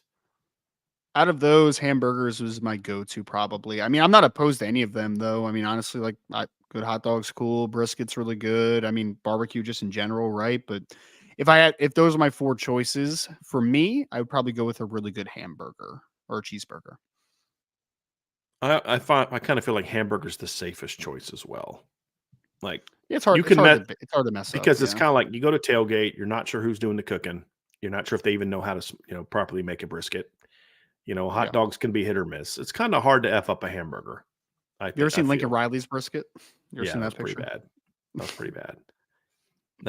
Like I said, you never know who's making it. You never have Yeah. any clue how to do it. And he was proud of it too, man. Like, look what I did. Nah, bro. That ain't it. Yeah. That ain't it. And I'm not much of a So beer guy, yeah, salty, so I'll pass on the same. beer. If you got some That's too whiskey, soft that'll for work. Ryan. Yeah, Yeah. Ryan likes the hard stuff. I'm a whiskey guy, man. Salty Virginia peanuts. Among the visiting recruits, Nathaniel Usu-Boateng, Matt Farimo, and Jeremy Joseph. And if you have not done so, go to irishbreakdown.com. Ryan has a preview of this defensive commits that are on campus this weekend. Of those 3, which is most likely to commit to the Irish and how many will commit? So I just want to tease something here quick, Ryan, while you think about your answer. We Right. are going to, we're still working at the details, but we are going to start kind of doing some sort of, not a prediction per se, but some sort of trending thing at Irish Breakdown here pretty soon. So we may have something on this, but we don't really make predictions specifically. But I'm okay, Ryan, if you want to give a number to that one. But which of Okay. those 3 is most likely to commit? So who do you think Notre Dame is in the best position with today? Hmm. Yeah. Out of those 3, if I had to rank it, I would say best position is Madden Faremo. I would say number 2 is actually that's a little bit tough. Madden Faremo, I think you're in the best position for. Like Notre Dame obviously made his top 4, but down the stretch, look, full transparency. Had a conversation with his coach the other day, right? I mean, it was nothing like hey, he's leaned toward Notre Dame or any of that type of conversation. Just the more information I gather about Madden Faremo, it is so similar to Kingston Viliamoasa. Like it's so similar. Super religious kid, super soft spoken, high on academics, not afraid to leave California. Like there's just so much there that I look at and say, I feel pretty good about where Notre Dame is. So I'll say Notre Dame there. Nathaniel Owusu-Boateng, I think Notre Dame will have a good chance with in the end, as long as they're patient and consistent with that, right? And they obviously have to have a big visit this weekend, but I think over the next couple months, I think Notre Dame will have a chance there. Jameer Joseph, I think Notre Dame's in a pretty good spot for. Again, it's just a question of like, what does the board end up looking for Yeah. here, right? Like it's the Jadon Blair, Jameer Joseph. There's technically one spot left as of now. Does that change with Ivan Taylor? A lot of questions over there. Ryan, can I ask this question? Well, I know I can, but I'm going to ask this question. If I were to give you the caveat that there's a no doubt that Jameer is a take, no question, they're going to push for him and they want him, would that change your order at all? Yeah, it might push Jameer up to number 2 potentially because I think Notre Dame has a pretty good chance at Jameer Joseph. I think that just the question of formation of the secondary class just in general in the end, like that kind of makes it strange. But if there is a no doubt spot for every 3 of those players, which we know there's for sure one for 2 out of 3, and there might be 3 for 3, I would say Jameer Joseph is probably number 2 over Nathaniel Owusu-Boateng. But I think Notre Dame's got a solid to good chance with every one of those kids overall, Yeah. honestly. I've said this in the past, Ryan. I'll be more shocked if they don't. I'd be more shocked if they sign neither of those 2 linebackers both of those. I'd be less shocked if they signed both than I would be if they signed neither. Same. Yeah. Yeah, I think they'll get at least one. Absolutely. Tommy Guns, Brian, back in the olden days, before VCRs, did you use a camcorder to record the TV? Buddy, before VCRs, I was an infant crawling around my parents' home. I'm not that old. Now, VCRs were rare and they were not like they were a lot more expensive back then, but I had a VCR as long as I can remember. I think it was like 4 or 5. Like in elementary school, my mom would get up in the morning. It's how much I had an amazing mother. She would tape this thing, and I don't know if it was, I think it might have been a Fort Wayne thing, but it was it was called Froggy's Pad. And it was like a TV show. It was like a kid, but they would like play like, it was like this little puppet frog would preview the shows, and it was like Transformers, Thundercats, G.I. Joe, and I think like My Little Pony. So like she'd record all those, and my sister would watch My Little Pony, and then I'd watch the others and stuff. And so my mom would get up and record that. But I've had a VCR as long as I can remember. And here's the other thing. if I couldn't have afforded a VCR, do you think I'd have been able to afford a camcorder? Like, man, I'm not that old, buddy. But if I didn't have a VCR, I would not have had a camcorder recording that. I would have just watched it and remembered it, because back then we didn't feel the need to have to, record every little thing we do. Like, there's nothing more annoying than watching something happen. And I'm sitting there watching. I look to my left and everyone's got their cameras out and they're looking at the event through their freaking camera. And I'm like, guys, just watch it, enjoy it. But different generation, and I'm old. C-Rod, when it comes to showing recruits about wide receiver production in a season, is it better to have one receiver with, say, 1,300 to 1,500 yards and the rest to have 3 to 5, or to have 4 or 5 receivers with 700 to 900 yards? I guess it's dependent upon a little bit of the caliber of receiver that you're talking about, right? I mean, if it's a big time 5-star superstar that might only be there for 3 years, I'm sure the big receiving season might be incredibly appealing to them. But if it's a player that is just a good football player who wants to have the potential to play, I think showing spread out production would be more advantageous potentially, right? I think there's a layer of, you want to play with other great players, but I do think that they're like, if Jeremiah Smith, right, who ends up at Ohio State, if he's looking at the breakdown, I'm sure he would love to see, like, oh wow, there's a kid that just went there named Marvin Harrison Jr. that had 1,000 whatever yards and going top 10 in the NFL draft. Like, that's more appealing to him. But Jaden Greathouse, for instance, shout out to Salty, right? Having a guy that's a 700 to 900 yard receiver, but there's a nice rotation, that might be more appealing potentially to him ultimately. So I think it really depends on who the receiver is that you're trying to. It's a good breakdown, Ryan, because you're looking at it from, like, if you're talking about a guy that's not an elite top 10 guy, he's going to like the fact that, hey, I don't have to be number one to get the ball, to get touches. Yeah. But if you're a guy like Jeremiah Smith, you may say, hey, I want to be that guy. So I just think it just sells it. But the numbers you gave, I would still lean towards 700 to 900 yards. And here's the reason why, Ryan. Because if you have 5 guys that are just, let's say, 800 yards on average, that's 4,000 passing yards. Yeah, it's wild. That's just in those 5. So you're going to throw the ball for a ton of yards. That will then overcome the lack of not having one dude. You know what I mean? Yeah. So because you're going to say to that Jeremiah Smith, hey man, we spread it around because we didn't have you. If we had you, like if you're Mike Denver, if we had you, you'd be putting up Malik Neighbors numbers, right? But we didn't have you because we threw for over 4,000 yards. That's what you would sell. So I think a more realistic thing would be, 4 to 5 with like 500 to 600 yards would be probably more realistic of a comparison, because if you have one guy at 1,500, 1,300 yards and, rest are between 300 and 500, you're throwing for a lot of yards. But the other one is like, dude, you're throwing for a mess of yards. Like, that is a mess of yards with just in those 4 to 5. So I would probably, to make it a more of a challenging question for me, C-Rod, I would just say maybe lower that number of the ladder a little bit, maybe like 5 to 6, 5 to 7, maybe would be, a bunch of guys. That's really spreading the ball around for a team like Notre Dame. But in that scenario, Ryan's answer is a no-brainer. It's that guy that's that Will Fuller type of dude, because like having Will Fuller helped you go out and land Chase Claypool, Javon McKinley, and Kevin Stepherson in that very next class. I mean, that having 2 years of Will Fuller doing that helped you recruit the receiver position pretty well that next year.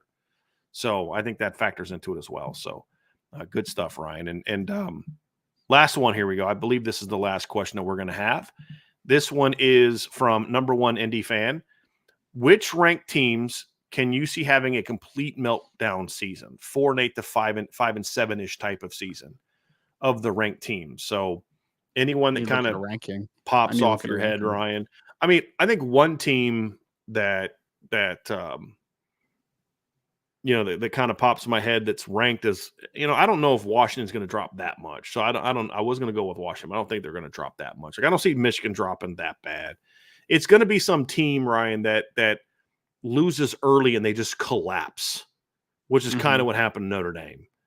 And I'm trying to think, like, I don't see Arizona having that big of a drop off. Like, I think Arizona's going to drop off. I do. I don't think they're going to be as good as they were last year, but I don't think it's going to be like 5-7. but I mean, they were there a couple of years ago. I mean, they're not that far away from being a 5-7 team. They're only 2 years removed from it, but I just think their talent's good enough to where they're not going to fall off that much.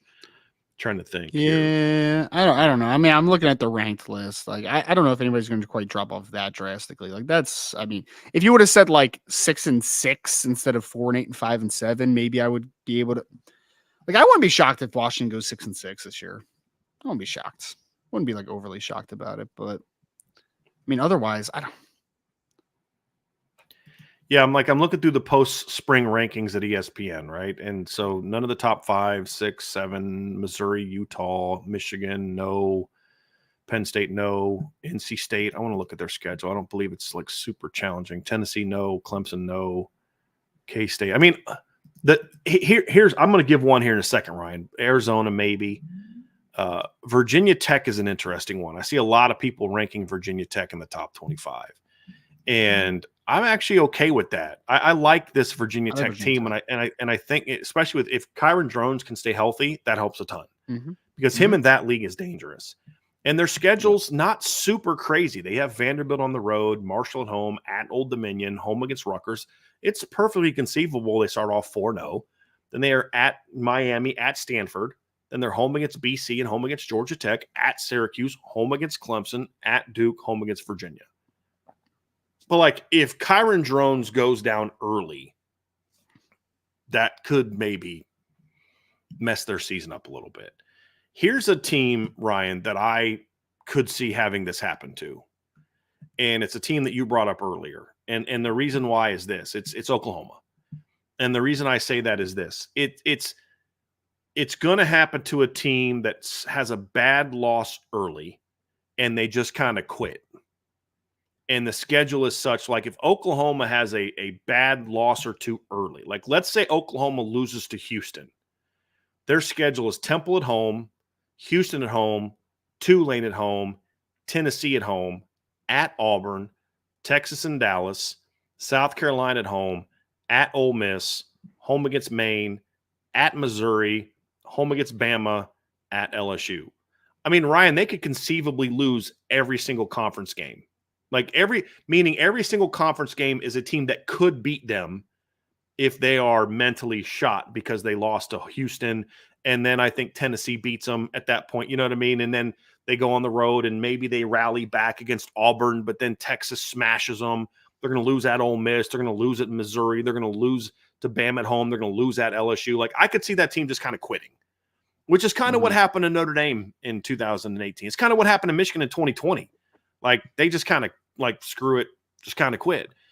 It would have to be something like that. I just don't know that I see a lot of other current, like I don't see, and you know, part of the reason why the teams I see in the top 25, most of them have pretty good coaching, Ryan. I mean, like K-State's not going to have that kind of fall off. They're too well coached. Utah's not going to have that kind of fall off in the second year. Everything that could have gone wrong for Utah last year went wrong. And in some ways, that's going to make them a better team, Ryan, because a lot of guys got playing time last year that otherwise wouldn't have if they didn't have all the injuries. And I think it's going to make them a better team. Are they going to be as good as like top 10? I don't see that. I think Utah is overrated going into the season, but they're still going to be a good football team.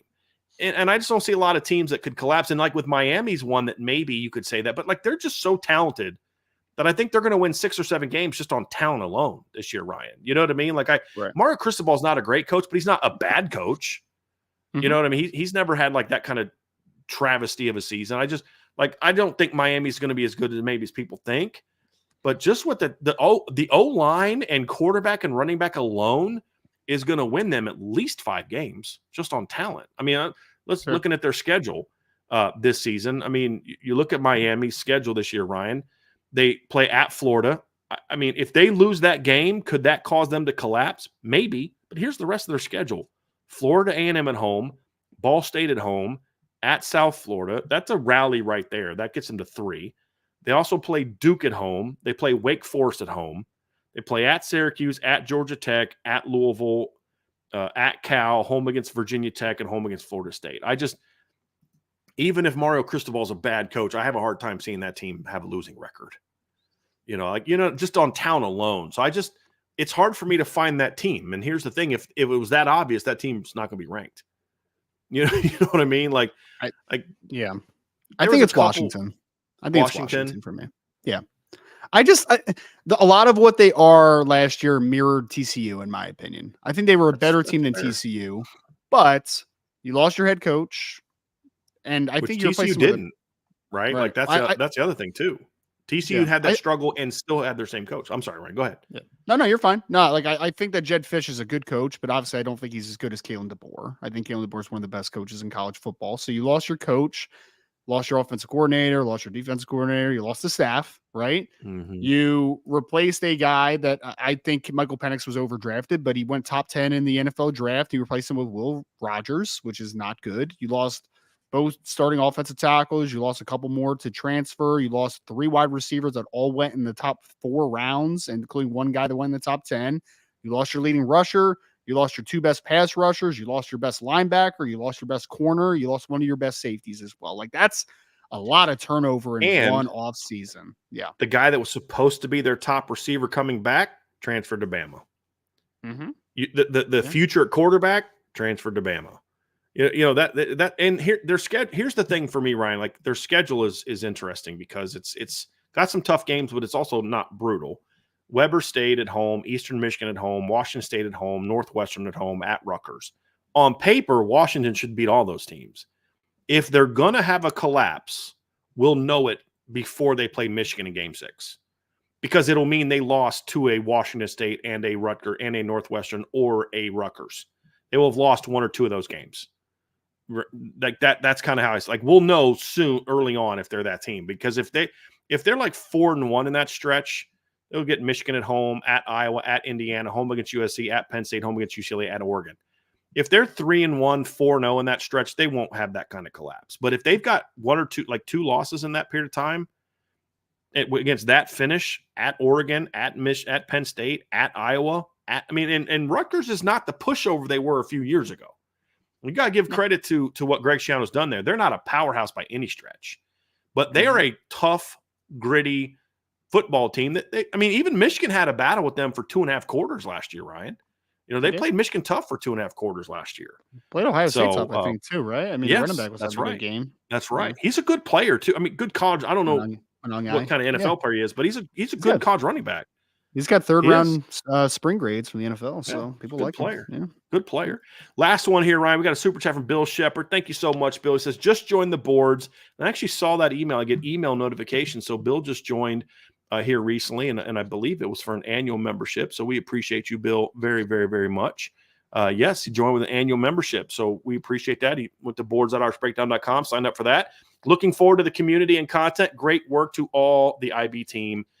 Bill, I appreciate you, man. And I think that's a great way to end the show. I thank you. That's he's given us support by watching the show, giving us support with the super chats, but then also joining our community, which we greatly appreciate. And I do, Bill, think you're going to enjoy it. Although the community's taken a hit the last 24 hours, Archer joined the board, Ryan. And so that brings things down a little bit.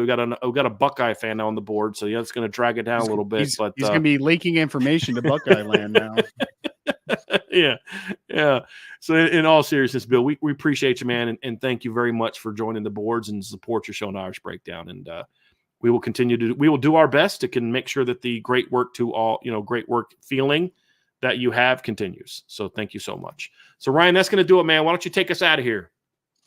Appreciate everybody for hopping in. Again, big recruiting weekend, official visitors on campus. So make sure you go to boards.irishbreakdown.com and sign up there today, just like my boy Archer in the chat did very recently here. Make sure you also, before you leave the YouTube stream, hit that like, subscribe to the podcast, and hit the notification bell. If you listen to us on your favorite podcast platform, Apple, Spotify, or anything else, make sure you hit a 5-star review and subscribe over there. We will be back on Monday for Notre Dame Recruiting Hour. There's going to be a lot of information, obviously, from this past weekend's official visitors. So make sure, again, you are signed up everywhere for the Irish Breakdown podcast. Thank you all so much. Talk to you again very soon. Brian, Ryan here on the Irish Breakdown podcast.